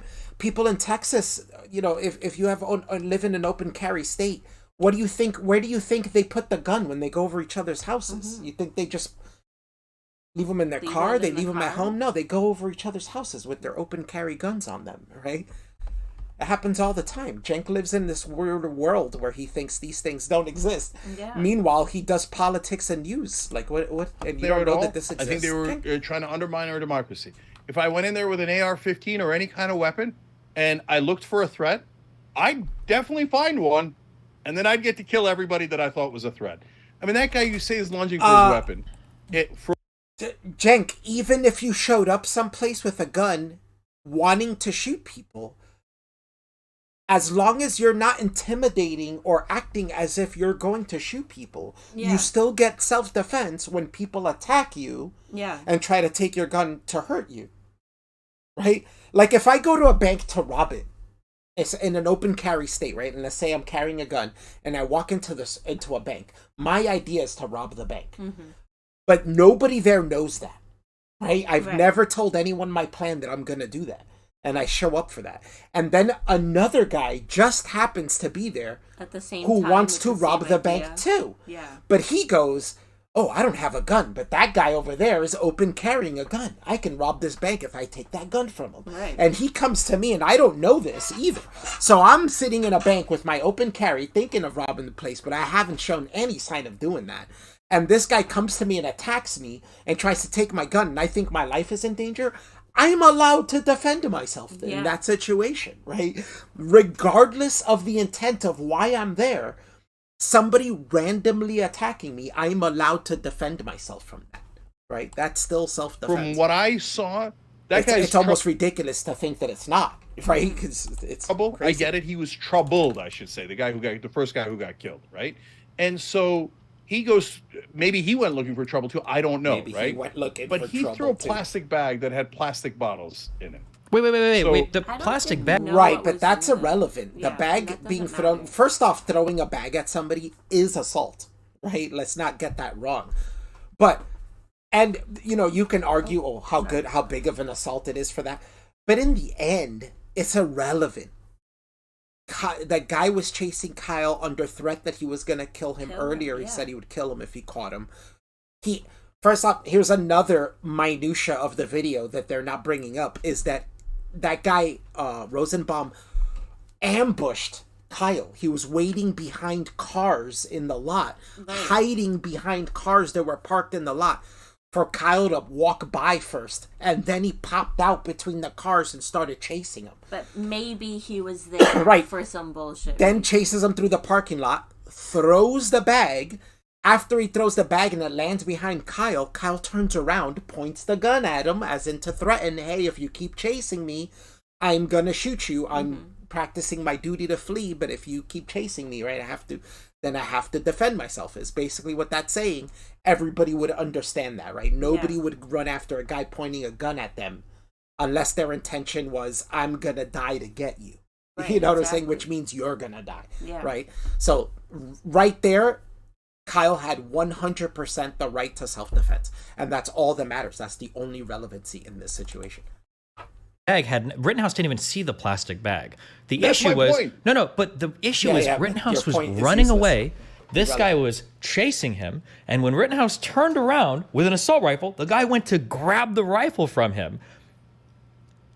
That's a pretty clear cut, Stephen, if we fall... See, and they're not even doing the ambush. That adds to it. And the warning that he gave him. And, Destiny should be nailing him on that, and he's not. But that's because he doesn't study the minutia of this. He got hit with a skit. Then he shoots and kills He got hit with a skit. Get. Right, he shoots and kills somebody who said he was going to kill him, ambushed him, ignored the warning, and lunged at his gun and grabbed his gun. That's the first guy he shoots. The second guy he shoots attacks him with a skateboard, literally hitting him with the skateboard simultaneously while being shot. Yeah. And then the third guy, Kyle doesn't shoot until the guy literally points the gun at him, and testified in court that Kyle did not shoot until he pointed the gun at Kyle. Yeah. And then he doesn't kill the guy. He just blows his arm, right? Proud. He's made the situation 10,000 times more. He's not making this. He's running away from the. He's running to the. He's actually done everything in his power to de-escalate the situation. Everything from fleeing, from trying to get away, from walking towards the police and trying to get to the police. Stops and turn everything himself he in, did. which is exactly what he The should be crowd doing. is everywhere. The crowd is everywhere. He's running What? through the The crowd crowd, is everywhere. and then somebody sees that he shot someone, and He's running through the crowd towards the police. Yeah. What the hell is he talking like they about? go after him with a skateboard, which I wouldn't have done, right? And No. but Well- now he shoots and kills the guy with a skateboard. Yeah, And because Who the I guy tried attacked to him? assault him with a skateboard. If he had a bat, we'd say the same but thing. Yeah. Steven, okay, If he had a couple bat, things. we'd say the same Everybody's thing. different. Everybody's, Everybody's different. Right? different. Yeah. So I get it. Bro, Some people this would be is- scared. And this you is get hit. Cenk not knowing skateboards. Anybody who's ever been a skateboarder, I used to skateboard when I was a teenager. Anybody who's skateboarded or has been around skateboarders know that a skateboard is a deadly weapon. Yeah. There's metal trucks made of solid steel at the bottom. It's worse than hitting somebody with an aluminum bat. Yeah. It's worse than hitting somebody with a wooden bat. He's thinking, oh, it's just a thin just piece a of thin wood piece of that you're wood, being hit yeah. with. No, it's metallic, solid steel trucks on the bottom that are super strong. If somebody swings that and hits you square in the face with those trucks, Your face is getting rearranged. your skull is getting shattered. Chunks of your face are gonna get shattered. You can have brain damage. Has no People one die ever- from getting beat with skateboards. This You've is never- not. He you know- does not understand the danger of a skateboard. Have you never a skateboard has never hit yourself in the leg? Oof, Like you I feel bet- like yeah. that pain And hurts every just that skateboarder, pain. whoever Like, gets into any beef, already knows that they pick up their skateboard, trunks out, and goes, "I'm gonna I'm fuck you up," ready. and the other person backs out because Yeah. they know that if they get hit with that truck, they're breaking chunks of their fucking skull. This is like Destiny. Even Destiny downplayed it because Destiny say, "Oh, we'd say the same thing if it was a bat." I think a skateboard is worse than a bat. that. A bat you could get hit with a few times, sure, but if you get hit a certain way with a skateboard, no All doubt it you takes need is one reconstructive swing. surgery on your face, Oh, yeah. right? And you could suffer really terrible concussions, worse than a bat. Hit with a skateboard, you think, all right, I'm going to murder that guy. For No, me- no, I'm gonna defend myself from that guy who might give me brain damage right now. Yeah, Me, the last part of what I he get said hit with- earlier is I'm going to take out anyone that's a threat. It wasn't just that Kyle took out anyone that was a threat to him. He went to court to explain how that was a justified action that he took. Mm-hmm. You know what I mean? It wasn't just open and spray like they Mhm. love to try and put on the situation with Kyle. Yeah. Every situation was justified with every action he took. Mhm. But When I did the video on this one, he mentioned this in one of their segments on TYT, and when he mentioned this, saying that he wouldn't shoot somebody over a skateboard, I just flashed on the screen a bunch of article headlines of kids or men beaten to death by skateboard, man hit once with skateboard and Yeah. dead, man left in coma from brain damage from skateboard, from getting hit with a skateboard. Literally, Cenk has no idea, has never looked up how dangerous a skateboard is when Yeah. it's used as a weapon. With a skateboard, I don't shoot the other guy. Cenk, I don't. Well, then you end up with brain damage then, Cenk, and you're gonna regret that. Because if somebody hits you with a skateboard once, not only might they not hurt you, but they're probably gonna incapacitate you. You're Yeah. probably gonna be unconscious. And if they continue to beat you with that skateboard, you're either gonna die or you're gonna suffer serious brain damage. And you're gonna be, everybody around you is gonna be, say, wow, how stupid that he had that gun and just let that guy beat him with that Continue to skateboard beat him to into death. a coma with now permanent brain damage for the rest of his life. Why didn't he just use that gun to protect himself, right? If somebody hits you with a skateboard in the face, I live near a guy that was beaten to death with a skateboard. I have Yeah. no patience for this argument. Yeah, many people have been beaten to death with skateboards. And I don't even mean beaten to death as in multiple strikes. People have died from one strike from a skateboard. Yeah. But even then, like I said, one strike can incapacitate you. And does that mean they're not going to continue striking at you, or will they Exactly. continue?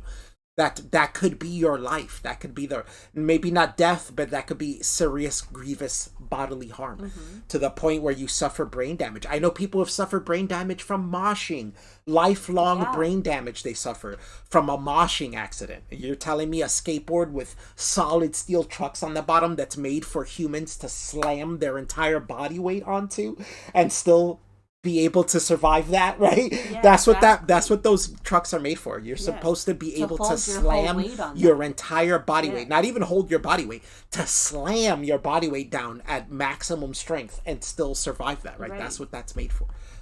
So what do you think happens when that meets your face at top speed, right? Exactly. As strong as somebody can swing it God. at you. There's like a 20% chance that you die. A skateboard? Okay, Skateboards I'll are a big take thing. that. That you die. Okay, you that's said I'll take the you chance. would, but I Well, you wouldn't would, compel but a that doesn't 17-year-old make to you. take that chance in the middle of the mud. Skateboard. Come on, Especially skateboard. what the people that doesn't beat know. that one This dude is within what an I- inch of his life. This is what I say about somebody not knowing. He literally doesn't know the danger of skateboard.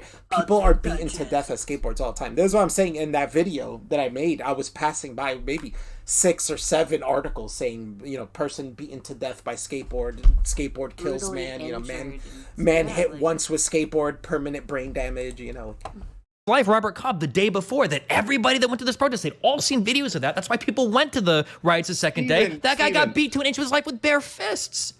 Steven, Yeah. if you say, hey, listen, Yeah, people I see get an beat up with altercation bare on fists. the subway, the bus, the street, and I'm going to go protect not even a family member, but a random woman walking by, working class person, and they're getting picked on, and I happen to see it, and you jump in, I got you, okay? And I actually appreciate you. Right, but check this out. Nobody had Kyle's back. It was a crowd of people attacking him. One guy pointing a gun at him, another guy coming at him with a skateboard. What is he supposed to do? Sit there, take the hit from the skateboard, and then take the shot from the guy? Yeah, or exactly. is it like shit, there's a mob about to descend on me. Should I submit to them or defend myself? Yeah, you defend yourself 100%. The 17-year-old Right? was But supposed to exercise more restraint than the adults there at the scene. It is funny too. It's funny that the burden goes on the 17-year-old to not shoot the guy who's attacking him with a skateboard. The burden's not on the guy with the skateboard to not attack a 17-year-old who's laying on his back on the ground Flipped upside with a down now? skateboard. Why would he do that? You know what I'm saying? Why is the burden not on that guy to not attack a kid who's laying on the ground, with a skateboard? Why is that not the burden? But his burden is not to shoot a guy who's coming at him with a skateboard, literally hits him with it, and he has the burden to not shoot that guy after fleeing, after literally trying to get de-escalating, trying his best to de-escalate the situation, fleeing and falling onto his back. What do you mean? An active decision to drive into what you think is a riot and a dangerous situation with a weapon, and then you get freaked out by the plastic bag and a shot you didn't see. That's not what happened. wasn't that. He's crazy because Destiny already busted him on this, and he's going back to that again. Destiny already told him the plastic bag has nothing to do with it. Kyle didn't even see the plastic bag. Right. And a skateboard. And he's still doing it. And a skateboard. Yeah, skateboards are dangerous as Killed shit. 2 people.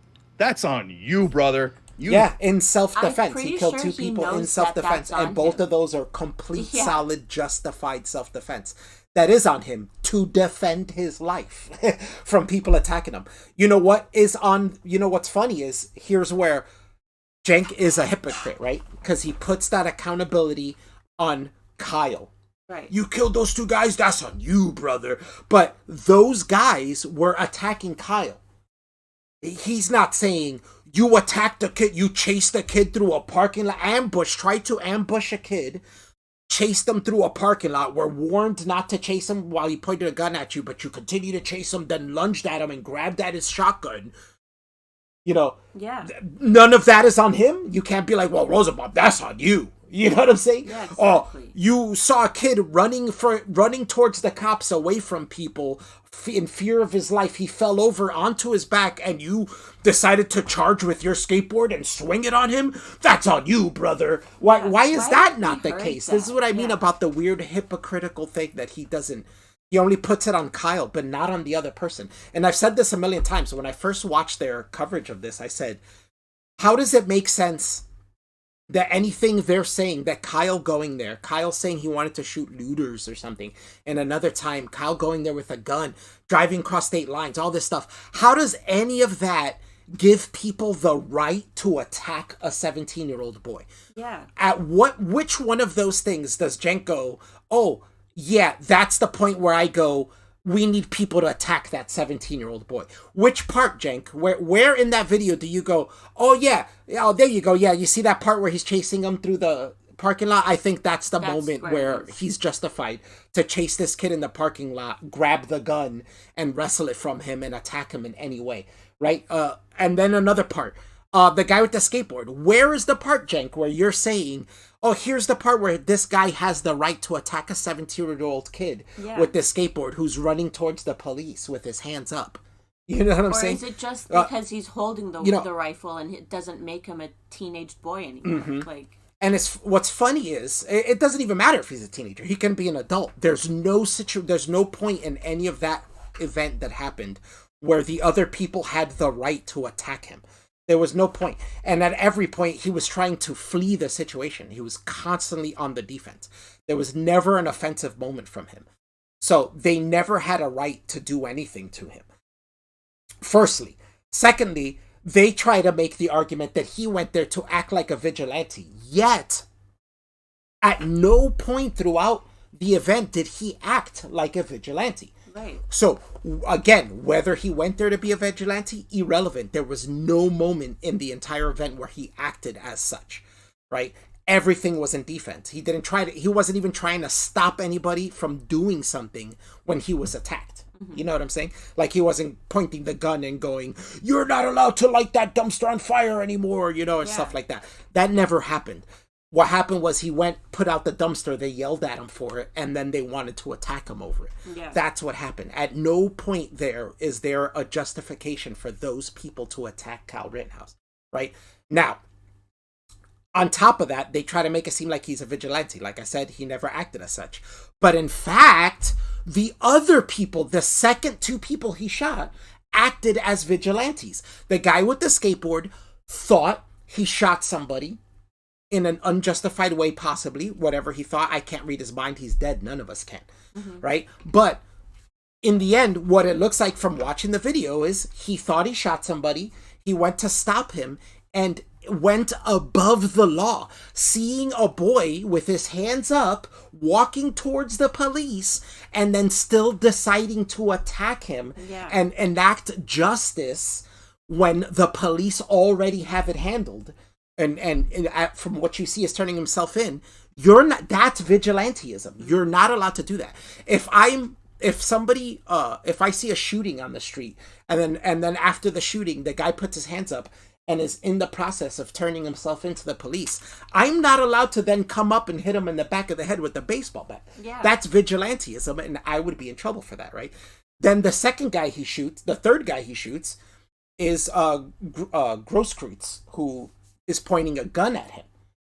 In turn, being a vigilante, trying to stop him with a gun as he's trying to turn himself into the police, walking towards the police. This is vigilantism. This is him trying to go above the law. Never should have gone there in the first place. Whether he shouldn't have gone there in the first place or not is 100% irrelevant to the argument or to any case. In the end, it's still self-defense. Whether he went there looking for trouble, regardless of what it was, he wasn't doing anything to cause trouble when he got into this event. Therefore, none of that is relevant as to whether he should be allowed to defend himself or not. And then you found it, and then you cry like you're a victim? Oh, hell no. The problem is he was a victim, though. He found it, but he didn't find it by going there to do that, right? This is like I said, I go to the bank to rob it, but nobody knows I'm there to rob it, and I haven't made any action or spoken or done anything to give anyone an idea that I'm going to rob the place. And then all of a sudden I get attacked by someone.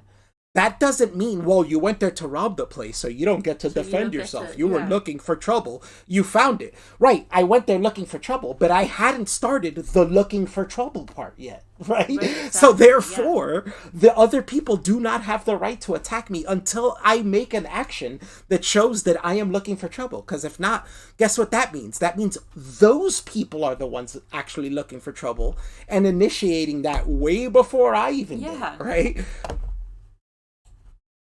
And Stephen, the problem here, sorry, one more thing. Go for it. The problem here is that if we follow your way of thinking about it, and you tell me otherwise, of course, so I don't want to put words in your mouth, but if we follow that way of thinking, then everybody's going to grab a weapon. They're all going to be in the streets, and the minute anybody looks kind of funny at you, or throws a bag, or you hear something. Hold on a second. We literally, after this whole trial was done, we saw a father and a daughter actually say, "We're out here defending the rioters, and anyone who tries to attack them, we're ready to shoot on sight." That was apparently fine But Kyle Rittenhouse going and cleaning up graffiti and stuff like that, that's not okay. Like, it's just clownish, the things that they're saying over here. But again, there's nothing wrong with that. As long as... this is the problem.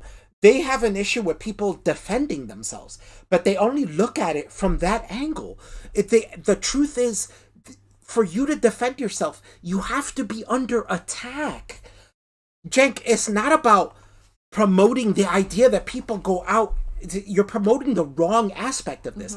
The aspect isn't to promote people go out with guns to defend themselves. The aspect of this is to promote people not attacking other people. Don't attack people, and people won't shoot you. You know, anybody carrying a gun, Cenk, if they're open carrying, even if they're looking for trouble, guess what? If you don't attack them, they don't get to defend themselves. Right?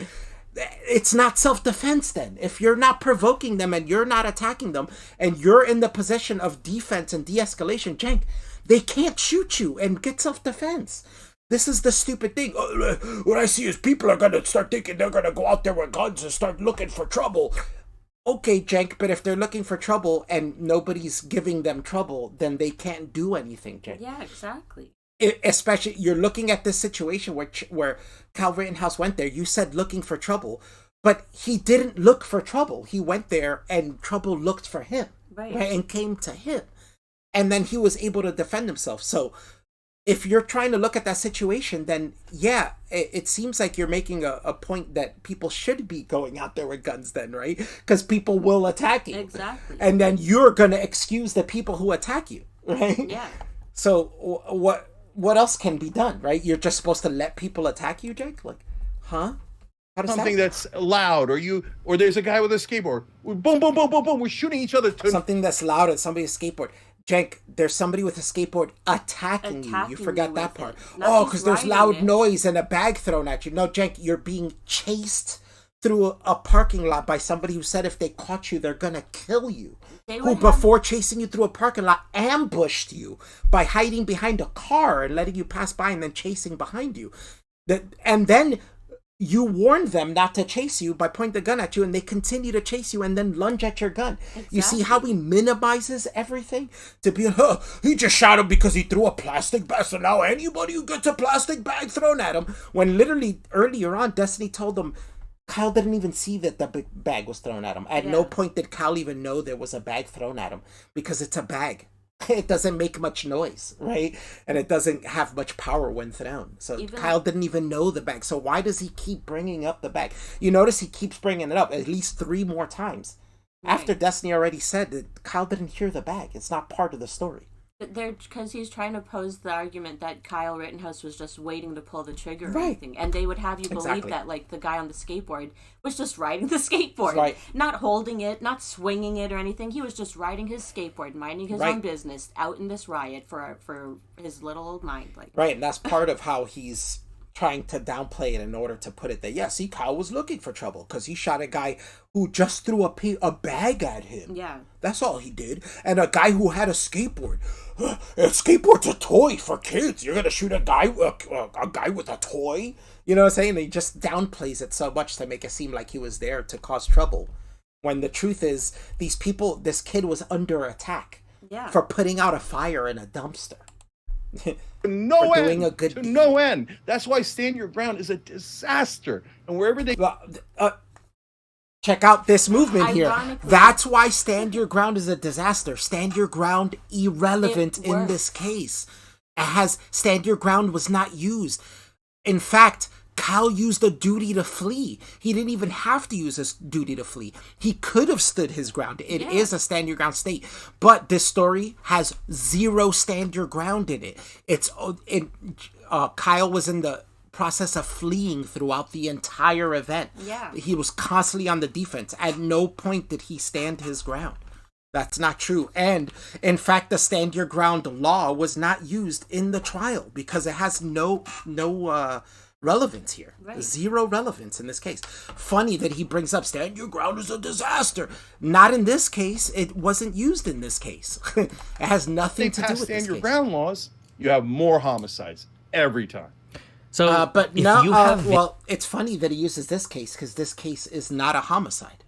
Yeah. Right? Yeah. This case was not a homicide. It videos was coming out self-defense. of people who are losing their businesses, who are getting beaten by people on the And guess what? If Kyle didn't have a gun there and didn't have, well, he didn't need stand your ground, but if he didn't have the right to bear arms and he didn't have a gun there, he would have been beaten to death by that skateboard Yeah. guy, possibly. Or Rosenbaum originally Shot would him. have grabbed him, and like he said, he would have killed him. Meanwhile, the people that Rosenbaum was with, that couple, I forget what their name was, but they were with some dirty ass hippie couple. They had a gun on them too, Yeah. right? That's so right. And there was a shot. for that all rang we out know, afterwards. after they grabbed Kyle, if he didn't have a gun on him, they could have came and shot him. For all we know, or beat Yeah. him to death. We don't know what would have happened.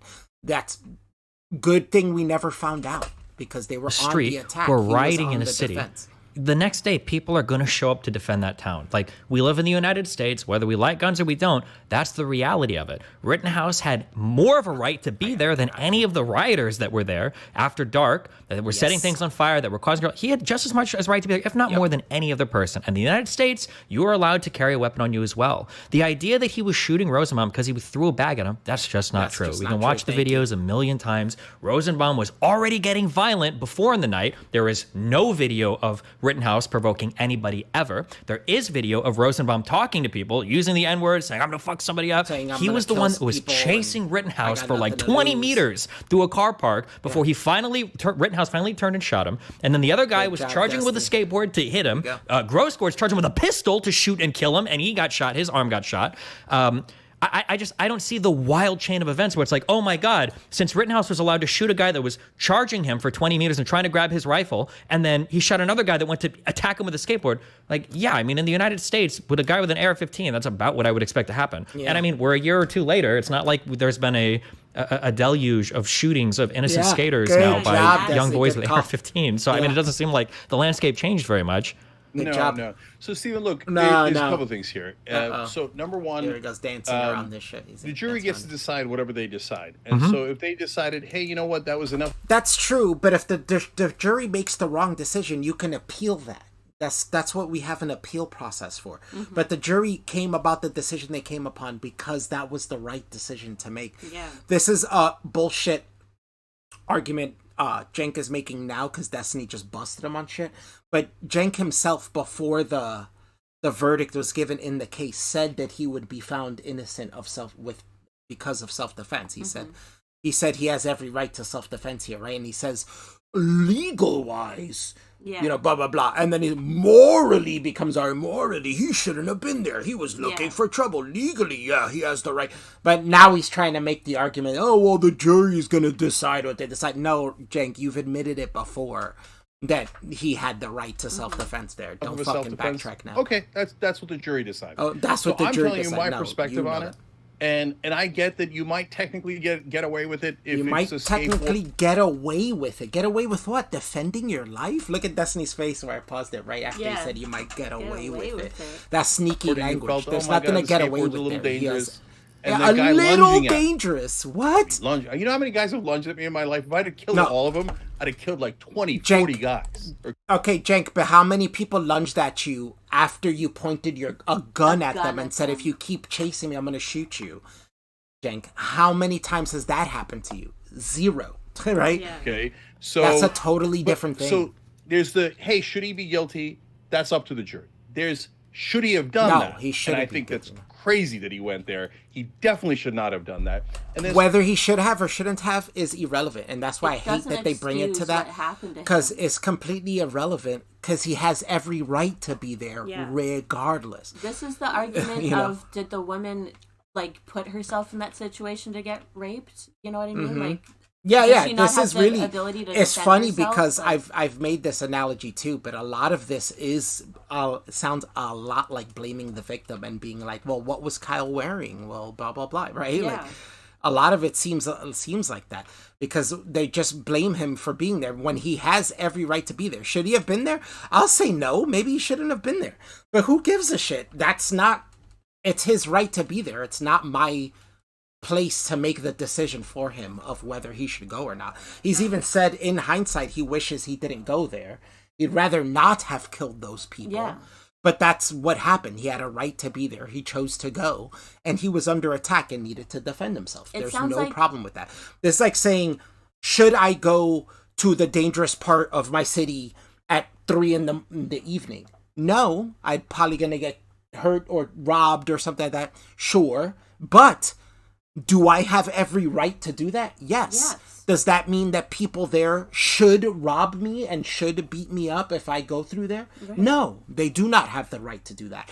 I have the right to walk through. Is it a dangerous area and I know I might get hurt? Yeah, sure, but it's my right to go there, right? Exactly. And you can't put the blame on me for going through there. When someone else, yeah, sure, you could tell me in hindsight, hey, next time you might want to avoid that area. It's dangerous. That doesn't mean that I'm not justified in saying I have the right to go through there, right? Or that they're justified to attack me. So I'm going to ask you, so do you think that 10 guys, 100 guys, I don't know, 200 guys with weapons should have gone to January 6th? Left-wingers. Yes. And said, all right. Well, whether they should... See, again, you see how this is phrased a certain way. Should have, maybe not. Did they have the right to? Yes. Right. Right? These are different questions, Cenk, right? Like, this is where Cenk is trying to weasel into this. And he's saying, should they have? Who cares? It's irrelevant. What people should or shouldn't do is irrelevant. What is relevant is, do people have the right to or don't have the right to, right? So should Kyle Rittenhouse have gone to, as a 17-year-old kid, grabbed his rifle and go to protect his town? Maybe not. Does he have the right to? 100%. Is he to blame when something goes wrong if he's just there and people attack him? No. Right? This is what I'm saying. Now, January 6th, should people have gone there with guns and blah, blah? I would say no. I don't think it's a good idea. You probably shouldn't go to the state capitol with guns to protest a presidential thing, right? Like, probably a bad idea. But do you have the right to bear arms and carry arms and when you protest at Washington, D.C.? Yes. Yeah. You have every right to.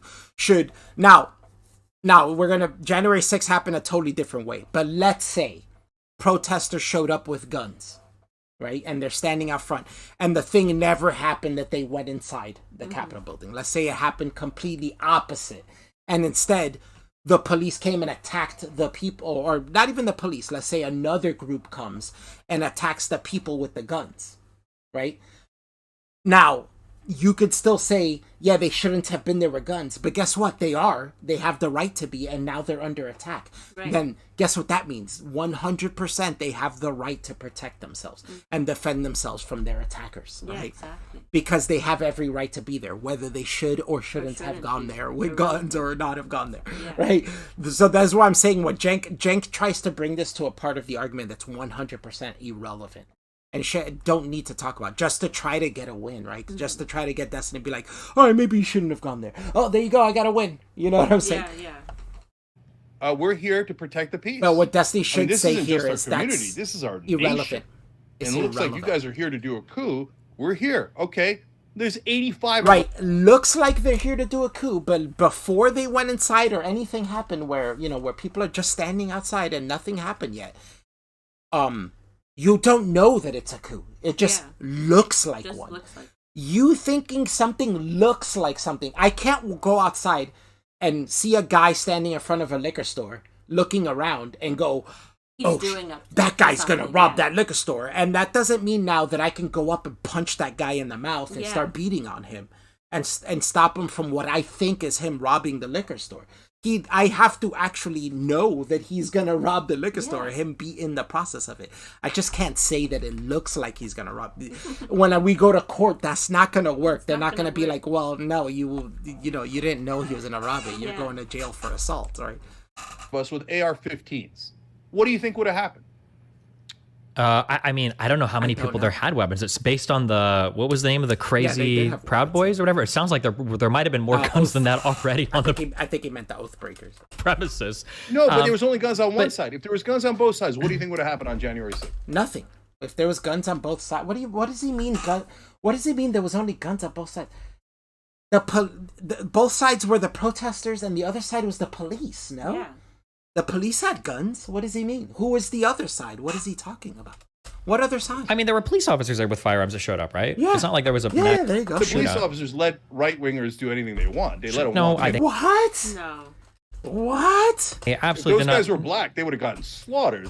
There were black people there. What is he talking about? There were literally saw black people there. There's yeah. tons of videos with black people inside the Capitol building. Those guys were during that time. Muslims. Oh, but It would have been If the that's- biggest if massacre that's in true- America. Some of those were Arabic too. There was probably some people there that were Muslims. Yeah, Like, but Cenk must be colorblind or something, because even when those mobs of like people, you know, breaking into and robbing high-end stores like Gucci, those were apparently white people. Oh, yeah, and, remember when he said even that? though the picture was of a group was of black all- people, like it was all blacks and Latinos, but he was Yeah. saying they were white people because it was the white side of town, as if minorities can't come from their shitty end of town to the better side of town to rob places, right? That's the weirdest. Then we would have seen thousands or tens of thousands of black people killed during the BLM riots, but that didn't happen, Nailed it. Yeah. Nailed it. right? I don't think black. Wait, did they bum rush the Capitol? Did they threaten They bum rushed and burnt down police stations. to murder Mike Pence? And No, Nancy but they Pelosi? burned down police stations, cars, state houses. Nailed it. Nailed it. We Nailed it. saw And it they in got Kenosha. shot for it. A lot of them Not that got shot. many. There were millions. Not many, yeah, no, but not as many as he's saying, and they got shot because they were in the middle of burning stuff down. People at January 6th didn't burn anything down. They just came in and walked around and left, right? This is The different. people Not enough? protesting. But you think not enough? Oh, you hear that? So Cenk's saying more people should have been shot, right? Guess what? Somebody did get shot in January 6th, right? Yeah, Somebody did she get shot. died. She died. Yeah. So there you go. Is that that seems proportionate? Like, what do you No, for your statement that police officers are looking to indiscriminately kill black people, no, I did not absolutely. say that. Well, I did not in, say that. in one of your It videos, wasn't No, but he just said right now that if they were black, they would have gotten shot. That's bullshit. discriminate. well, hold on. In It one of your wouldn't be videos, you said if you walked up to a Just car said with a rifle as a black person, you would get immediately killed. And you're making it sound like if black people would have shown up for January 6th, they would have gotten killed. I mean, Yeah, there was they a would have lot gotten of killed, yes. there was a lot of rioting for the What BLM. does he mean? First of all, there were a lot of people. One of the main people they interviewed afterwards, that the FBI interviewed that was there, was that half Puerto Rican, half black kid from New York. Remember, we watched the whole thing of him, of how he met up with a bunch of other people and they went together and they were interviewing him, remember? There were tons of people of color there. There was black people, there was Hispanics, Arabics. Yeah, the majority was white. Well, we live in a majority white nation.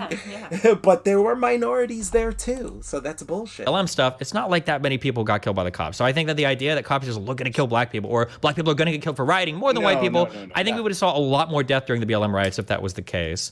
Yeah, let's not put words in each other's mouths, me included, right? So I hear But he's not. He literally He's said going if by there were what black Cenk people actually said. of January 6th that they would have gotten shot. He was literally saying that. And then but saying I'm not put saying words in his indiscriminately. mouth. I'm not saying cops are looking to kill black people. I'm just saying if What does thousands that mean of black then, people Cenk? or Muslim Like, people were what? bomb rushing cops What? who were trying to protect powerful people like our Congress people, tons of them would have gotten shot. And we can disagree on that. What? That's okay. You think no, the cops will just let them No. walk in like they He's did with the white right backtracking. wingers?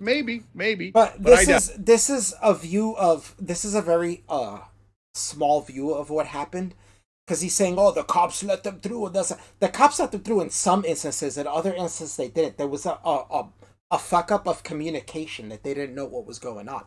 Secondly, there wasn't enough cops there to do anything about it. At some point, you go, it might be better to just let them through. They'll do, they're just gonna, you go, woo, a little bit, and then walk out, and we can just get them through and out real quick, right? Yeah. Because if not, they're gonna get overwhelmed. At some point, cops are getting beat at some point. So for him to say, oh, they just let the cops just let them through and let them do what they want is bullshit. Some of the cops got beaten. Some of the cops are trying to hold the front door closed and they got stampeded and pushed aside. trampled to death. Not true, right? Yeah. Totally not true. He's looking at some footage where at some areas cops let the people through because they were being overwhelmed, that they thought that was a better idea to divert them a certain way and get them in and out. Yeah. In another side, they were getting stampeded and beaten and pushed aside. These are and built barricades in some places. That woman got shot because she was passing through a barricade. Right. This is not true that the police let them do what they want. This is bullshit. A 100% false narrative that he's pushing right here. Doubt it.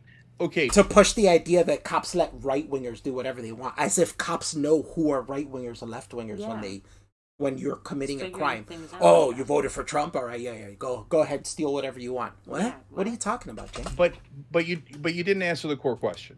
If a whole bunch of left wingers had gone there with weapons, do you think that would have been a good idea?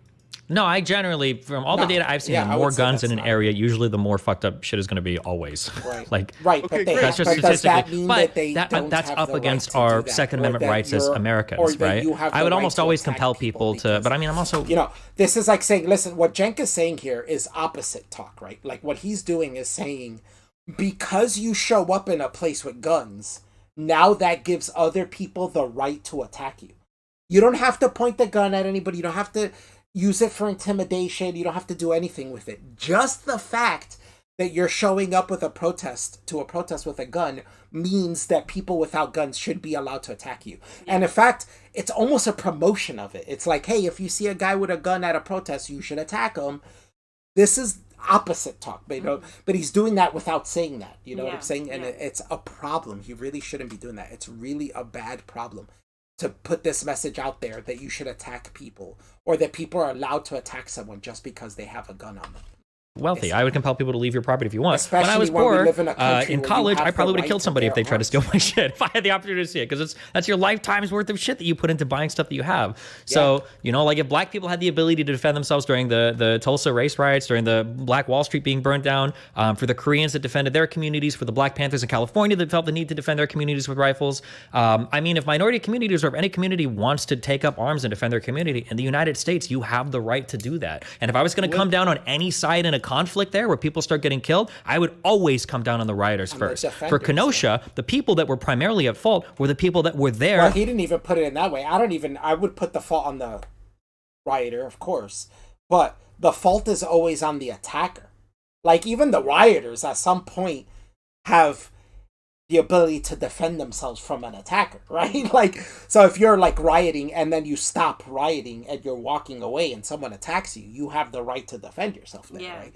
Like, so the fault is always on the attacker. The defender is not at fault, you know, unless they started it, like I said, or are intimidating somebody. But if they're not, you know, there's no reason. This is why the argument he brought up with the gun in the house. If I come to your house with a gun, and you can't take it from me. Well, I mean, if you're just walking around with your gun in your holster, not using it to point at me or trying to threaten me with it, why would I have the ability to attack you and take it from you? Yeah. Like, just because you're in my house, that doesn't make any sense. Like, no, you don't have that right. After dark, It's still they were on your setting person. shit on fire. This is like saying, if you come to my house, I have the right to grab your wallet and take your wallet from you then. Yeah. Right? Because I'm able to take whatever is in your property now. Right? When you enter my house. Is that what he's saying? Like that. Those are the people who have the primary responsibility for everything that happened. As much as we talk about showing up to a riot with a gun and how irresponsible it is, Gross Squirts, the guy that got his bicep shut off, he showed up with a gun. He almost used it on admitted to pointing it at him before he got shot. So it was self-defense. Rittenhouse, right? So I mean, shot too. yeah. Well, by the way, two things about that. Number one, he didn't. So apparently you could show restraint, even though he got shot. And number two, he shouldn't have showed up with a gun either. Yeah, he shouldn't have showed up with a gun either. But guess what? Grosskreutz didn't have a legal right to have a gun because he had a prior felony. Exactly. So he didn't have the right to have a gun. Only one of those two people had the right to have a gun in their hand. One did not. But secondly, Grosskreutz literally admits to pointing the gun at him when he got shot. So. Here, look, my last thing on this is, I'll give you the most extreme example. So, why? You remember Charlottesville, of why course, are we doing the extreme Nazis example? chant, the Jews will not replace us. Mm-hmm. Now, would anybody begrudge 10, 20 Jewish guys going in there with weapons and going, no, you're not going to chant this stuff in our community? No. Well, I mean, that's like the guys that Maybe you should at least begrudge. these guys are literal goddamn Nazis, and they're chanting against the Jews while carrying torches, right? Right, but they what does that have to do with Kyle's situation, though? For one, that has nothing to do with it. But I think he's trying to flip it and say that it's the right wingers that are protesting, and now the Jews are, they're coming to, But those right wing protesters with tiki torches saying Jews will not replace us have every right to do that. as long as they're not threatening, they're not attacking. Those Jews want to show up with guns, they have every right to do that. They're not threatening, they're not attacking. It should go by smoothly. The Jews should just chill there with their guns, and these people should walk by with their little protests, and it should go by smoothly. If anyone attacks the other person, the defender has the right to defend themselves, even if they're a Nazi, even if they're the Jew defending. Either one has the right to defend themselves if the other is the attacker. Right? Yeah. Because neither is threatening or attacking the other. The person who initiates the threatening action is the attacker, right? Right.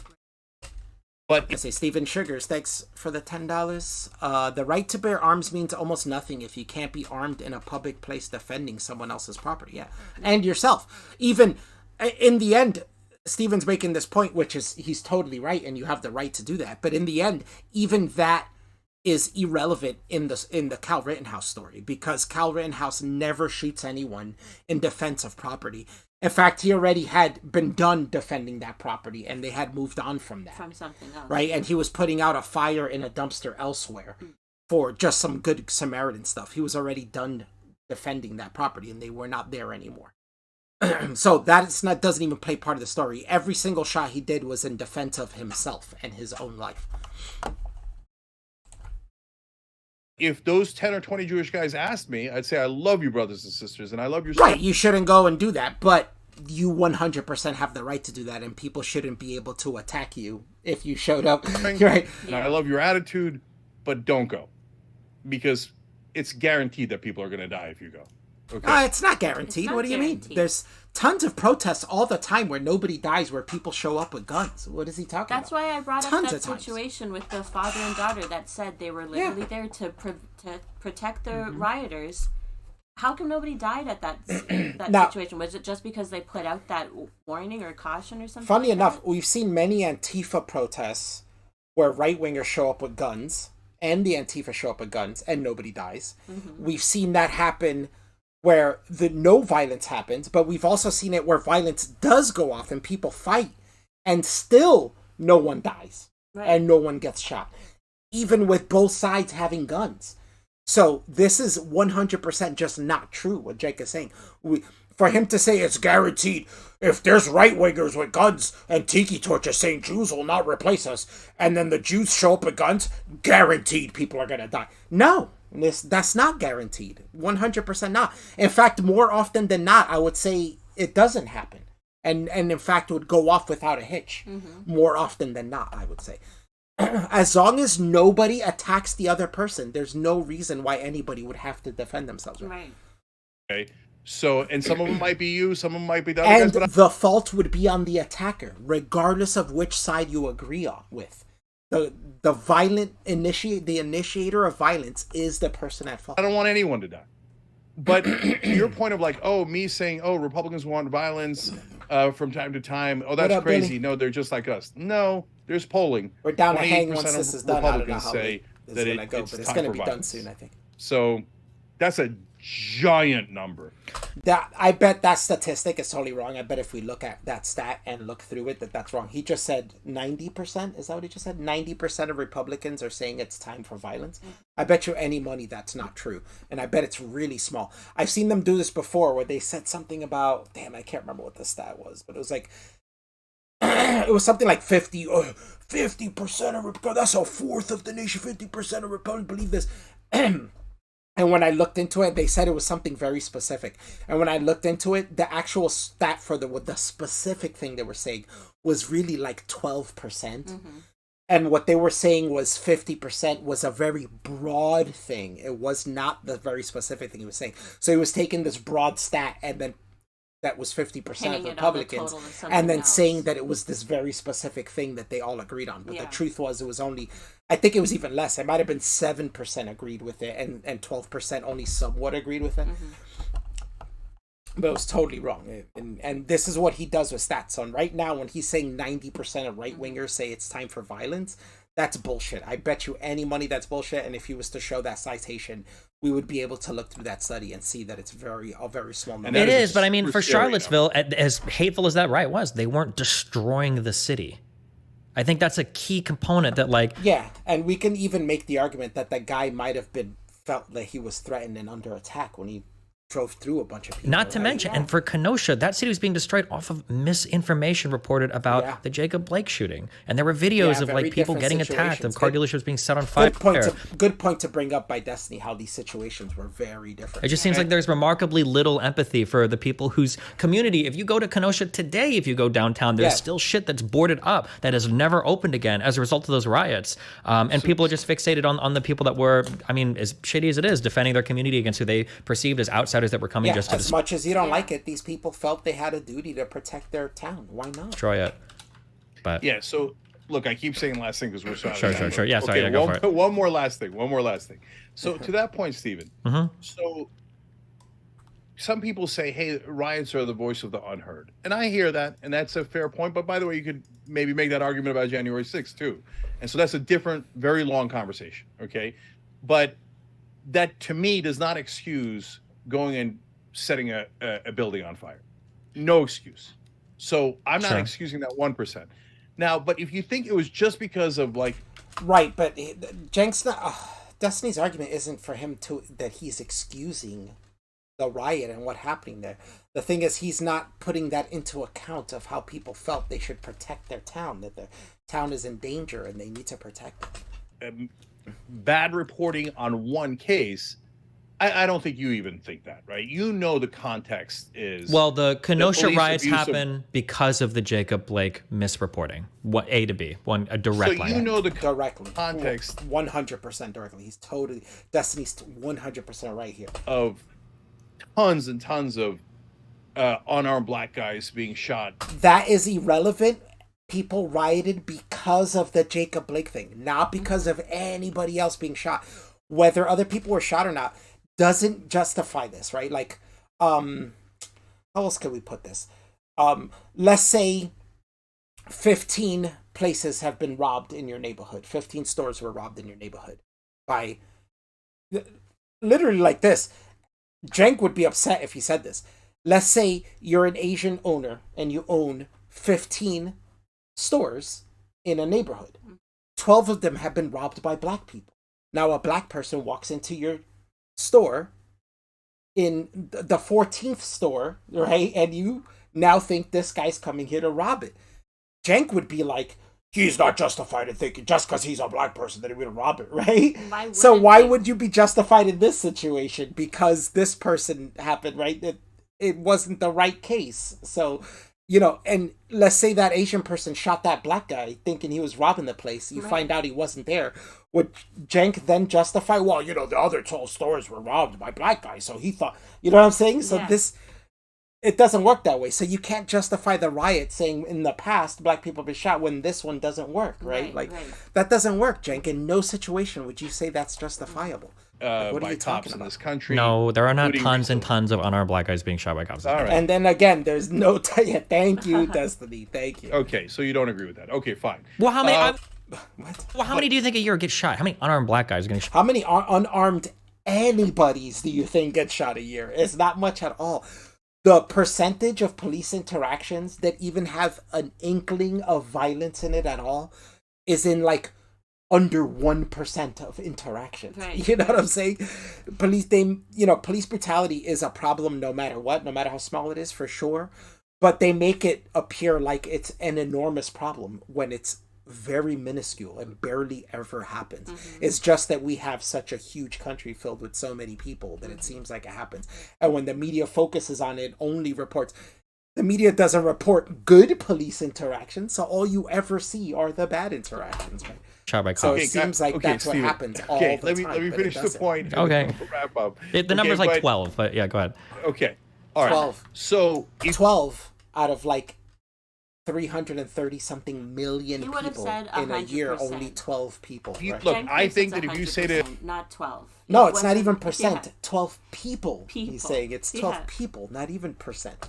all black people in this country, you're all telling us you've been abused by cops, whether it's to the extreme of being shot or pulled over or arrested or something smaller. You've been abused, all of you, tens of millions of you.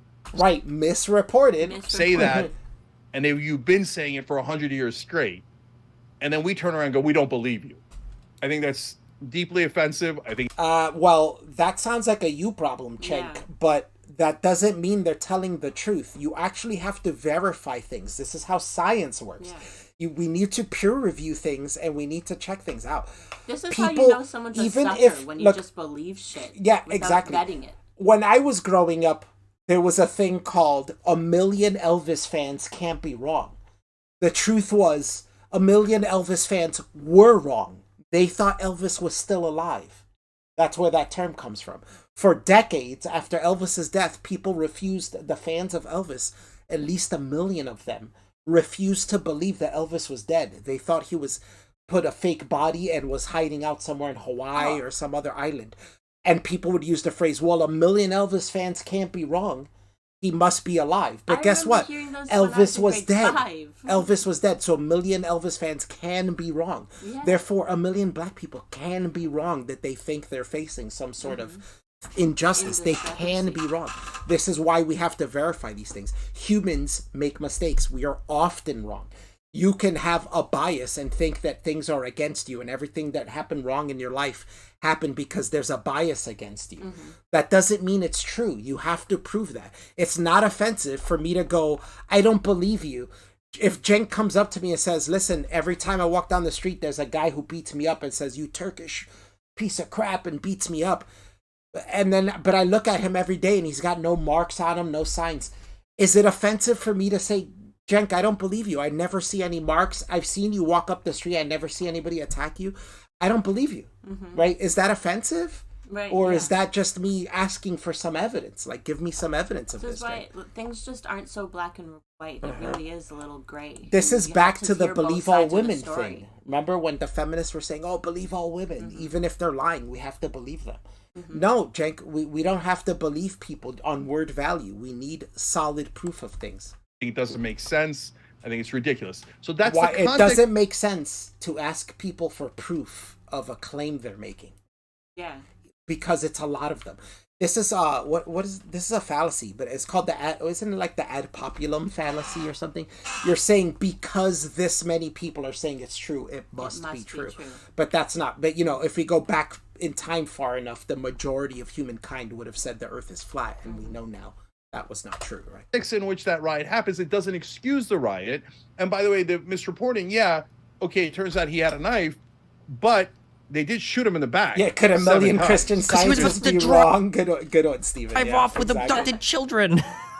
That's a really No, important he's not part. a good He guy. was driving off with abducted children. Yeah, Yeah. Jacob, thank you, Destiny. He's not He's a the good worst guy. guy. People Listen bring to up the that. Jacob He Blake was- thing. People bring up the children and they say it's his children. He They should were have taken not, them. those children were not, they were his children, but He they were didn't have not in custody his of them. custody. He actually didn't have custody of those kids and was not supposed to have those kids. And he just sexually assaulted the mother of those children. That was what The call was that's about, why wasn't he it? lost custody, and what the why he had what's that called? He had a warrant for his arrest, but he also had there was also a restraining order against him from her because of that sexual assault. But that wasn't in the same day. He Oh, I didn't thought just that sexually was in the assault her. same No, day. Okay. that was why he wasn't supposed to be there, and why the police were called when he showed up there. Right. But he's just a Because he's father not supposed to wanting be to there. be with his kids, and He was do in right, trouble for you know? sexually assaulting her, and his sexual assault of her was that he forced his fingers into her to smell if she had someone else's penis inside of her. That's That's what he ridiculous. said. That's horrifying. Oh, but we're supposed to Horrible. endure, guys. Because he Endure. thought she was Don't cheating get on him. divorced. Endure it. Yeah, but I'm saying that like But he was it about to. doesn't mean you shoot him in the back. There's other solutions other than No, hold on. That doesn't mean you shoot him in the back. Sorry. Yes, it does mean that, because if he got in that car, he was going to drive those kids off. Now, there's a thing now. Police have a thing, right? You can shoot people in the back, possibly. A lot of times it's wrong, and you're not allowed to shoot people in the back. But if you have a reasonable idea that this person is a danger to other people, then even if they are fleeing, it is the police officer's duty to shoot them, because that person is a danger to other people. Now, this guy, Jacob Blake, is trying to get in his car. He's about to grab one. There's a knife in there. The police say he was about to grab it. I say, even if there wasn't a knife in there, even if he wasn't about to grab a knife, or even if he wasn't reaching, he was getting in his vehicle with 2 children in the back. If he gets in his vehicle with those 2 children in the back, what's happening next is a high-speed chase, right, which puts those children's lives in danger and everybody else in the highway and in the surrounding area in danger. That gives them 100% justification to shoot him before he can get in that vehicle. That vehicle itself is a dangerous weapon. And right, with those kids in the back, those kids are in danger, and that vehicle is a dangerous weapon. They have every right to shoot Jacob Blake in that instance, in the back, in any place they wanted to. Already tased him twice. Shoot a guy in the back. They didn't just show up. They were wrestling with outside the house. They tried to wrestle on the ground multiple times. They tased the guy twice. Rittenhouse for showing up. Okay, so now we're going back. I think that this whole thing, the Second Amendment, I got a right to bring weapons. Everybody's going to bring weapons, and we're all going to kill each other. I think it's a disastrous idea. And anyone who, right wing or left wing, and by the way, Stephen, we've fought back against any kind of violence, including from our side. Even things like that Riley Gaines, I think, the swimmer, she goes and gives a speech at some college, and then the leftists surround the room that she's in and won't let her out, and she's right. But also remember, they tried to justify that Reinhold guy, that the Trump supporter, who shot the Trump supporter, and they never took that back. They never said, okay, that guy was in the wrong when he ambushed a dude hiding in a parking lot, then popped up and ambushed the dude and shot him. Right? They never went back on that one. They probably should have, because that's the opposite of Kyle Rittenhouse. Right? But you know what? I think I know why he's not. It's because he fought back. That Reinhold guy, he fought back against the people that are going against what the Reinhold guy is standing for. So he fought the good fight, and he's in the fight. Even though, like Rosenbaum, this guy was hiding behind a wall of one of those outdoor, multi-layered parking lots that have, like, walls and shit, not like open-air parking lot like that Kyle Rittenhouse walking in. But he was hiding behind the wall of one, waiting for this dude to walk by him. And after the guy walked by him, he popped out, yelled at him, and then shot him through the chest. Where I said he had a tank, a mace canister, that it went through the canister. Mm-hmm. He tried to say later on that the guy, when he gave his interview, he tried to say that the guy was tried to mace him. But the truth was he shot him through the canister. And that's when the mace came out.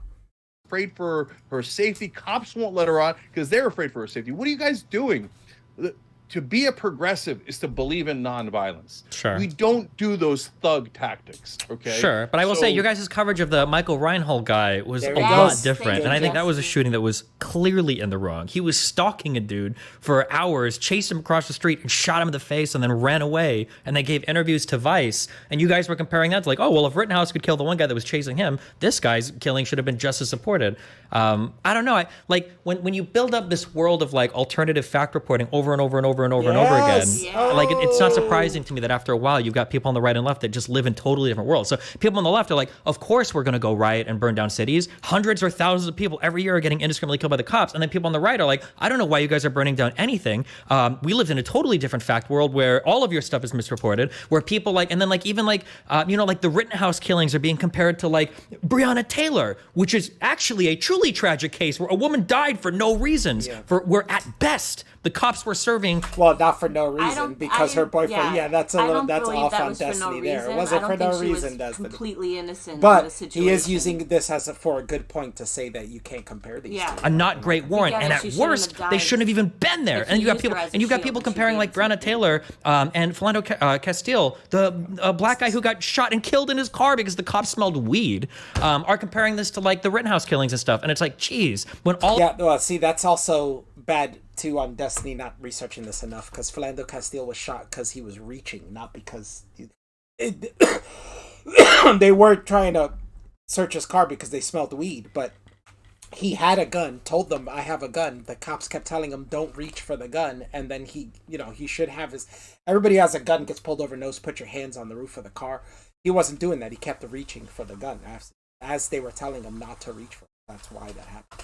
all of it gets Yeah, I thrown. told him not to reach 3 times. Yeah, you hear him constantly, the cop constantly saying, don't reach, stop reaching. And he tells him he has a gun. They're like, oh, that's fine, but don't reach for it. Don't reach together. for it. And It feels like it's easy to take none of it seriously. And that's and I think the thing was he was reaching for his, though some people, his girlfriend says he was, I don't know how true it is, but says he was reaching for his wallet, but they're literally telling him don't reach. That means don't reach for your wallet either. Don't reach for anything.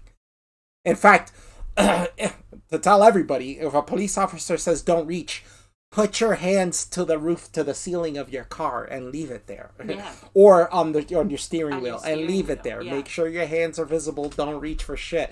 If he asks you for your license, say, you told me not to reach. It's in my back pocket. I can lift my ass for you to grab it if you want, right? Yeah. But don't reach for shit. the kind of thing that's frustrating to me. All right, I hear you, but I again, we don't agree, and I think that this fetish of guns drives way more violence. This fetish of guns, but there's nothing that he could have responded for the Reinhold situation. He has nothing. He totally did not respond to. I didn't respond to the Breonna Taylor argument or the Philando Castile argument. None of these. He didn't respond to any of these arguments. Even though Destiny got it wrong, he still didn't respond to him. Like, Destiny got those cases wrong, but him using those cases to say, like, you know, that you can't, they're not comparable. He's right. You know what I'm saying? Like, he's busting him on that. But he, you know, even though he still doesn't have those cases right. But Cenk is lost on this. He has nothing here. And now he's bringing it to, gun fetish culture, which exposes why he has a bias here and why he cannot just admit Kyle Rittenhouse did nothing wrong. Now you understand why. His true argument is revealed here.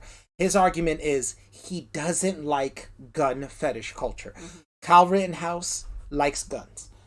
We look, you know, this Facebook was revealed. Everybody saw basically the history of his life. He likes guns. He likes cops. Right. He was aspiring to be a police officer at some point in his life. They don't like that. They don't like that a 17-year-old even thought, I'm going to go to a protest and defend something with a gun. Even though that's literally a security job. Like, you could literally, as a 17-year-old, I think you can get a security job. You might not be able to hold a firearm, but you could in a few months, right? And you'd be able to hold a firearm. But that's literally what he was doing, security, right? There's nothing wrong with a 17-year-old having a job doing security. But Cenk can't admit that because the concept of him saying that, this is why he says that, what we're going to get is people going out there with guns. That's what he's afraid of. He's afraid that these people who have gun fetishes want to go to these places with guns and be in the same situation Kyle is put into. He doesn't like that. So in order to push that, he tries to make it seem like that Kyle's situation is a situation where he went there looking for it. Because he has to try to show a negative portrayal of it, to say, stop liking guns, stop showing up to places with guns. Even though, I'm sorry, this isn't the right one you can use for this. Wrong example. It's hurting you. Stop using this example, because this is not an example of that. This is actually an example of him using a gun, of somebody showing up with a gun and it working to defend him, you know, and save his life. Because his life may not have been safe if he did not have that gun. He may be dead right now, for all we know. It's an empirical That first guy might have grabbed him after he put out that dumpster fire and killed him. We don't know that. fact. The more guns we have, the more homicides there are, the more suicides there are, the more tension we have in the country, the more we distrust each other, the more fearful we are, and the more we strike out against one another. Right, but this is the worst example for that. Jake, and you're using the worst, because the example this shows is that the gun defended his life from people who were trying to take it. It was and, like and shoot and kill. Self-defense. And what we're trying to do on the Young Turks is to No, but he's actually got the wrong... Again, another reason why Kyle Rittenhouse is the wrong example, because he said shoot to kill. Kyle Rittenhouse literally did not shoot to kill. He only did in situations where he had no other choice. But when he had this choice to not shoot to kill, he shot the one guy in the arm, showing his intent was not to kill. There's another guy who runs up on him, and Kyle points the gun at him, and he puts his hands up and walks backwards, and Kyle does not shoot him. There's multiple people in the crowd who stepped forward that when Kyle pointed his gun at them, they backed away and he didn't shoot him. His intention was not to shoot to kill. this is the wrong example, Cenk. And you all gotta that stop stuff. using it for that. You know, the right wing, they'll and never just listen. admit that But he was for the left okay, wing, that we what try he did was super fine. hard to make sure that there are no riots, there's no violence, there's Bullshit. no threats. That's not what Marvel. We'll make sure there's no riots, but, you know, every episode, fight! Yeah. The Republicans are monsters! All they want to do is kill black people! Luther King stood for, or Nelson Mandela. Literally, Cenk literally has in a video, and has never taken it back, he has said that Kyle Rittenhouse literally went to that riot to kill black people. He said that as if he knows that as a fact, like he has some sort of citation of Kyle saying that. Like, it's ridiculous. Or Mahatma Gandhi, and we remind our audience of that day in and day out. We probably do it more than any other show. Okay. There's anything here we go back and forth for hours for, but I'll respect your time. We're already 20 minutes over, so do you have any final closing words or thoughts for Mark? 20 minutes over, that's cool. They gave us just look, extra. guys, get in the fight, and by that I mean not like Get in the debates fight, and not guys. on the street, but I mean do something. If you're frustrated, this is the thing that Stephen and I agree on, right? If you're frustrated about the lack of progress, then support a candidate, support a group. You know, look, I'm lucky I get to form groups, right? Because we've built up some degree of power, leverage, et cetera, at TYT, right? But help Justice Democrats bring more uncorrupted progressives in the Congress to fight for you. Help Rebellion PAC get progressives elected that are going to be aggressive and make sure that they get paid family leave passed, et cetera. Help Wolfpack to get corruption out of politics. Or you form your own organization, you know, and if you love Biden, then support Biden. If you know, wherever it is, but get in the fight and do something, because if we all just sit around, the status quo is not helping anyone, and it's brutal, and it's going to run us all over. So yeah, let's give us get money up, so we let's can fight. together. We're totally against fighting and violence and Thanks a lot. riots. Obviously, I But encourage my fine, audience to do the same. Republicans are monsters. Get Republicans out of office. I think it'll make a They big wanna kill difference. black If you want to vote for people. progressives, knock yourselves out. But man, get Republicans out of office. Thanks a lot. I appreciate it. Funny. And I mean, people can find you guys obviously at the Young Turks. I don't even think I need All right, to guys. point that out. But yeah, thanks. That was interesting, but Yeah. I mean, the Rittenhouse stuff was good. The beginning was really boring, but I'm glad we got to the Rittenhouse stuff. That was pretty good. They spent so It's long crazy on how such much stuff boring he still. parts. Yeah, it's crazy how much stuff he still has wrong and still says about the Rittenhouse stuff. And it's like, what? How can he still have that wrong? That's nuts. But anyways, we're really hungry, and we didn't get to make dinner because we started this stream and the time that we were. So I gotta finish. Yeah. Get some food in us. So thanks for watching, guys. Though that was pretty good, and yeah, the beginning was boring, but the Rittenhouse stuff was fun. I'm glad we got to do that. But thanks for watching, guys. I'll try to stream more and get more content out. See you soon. Later.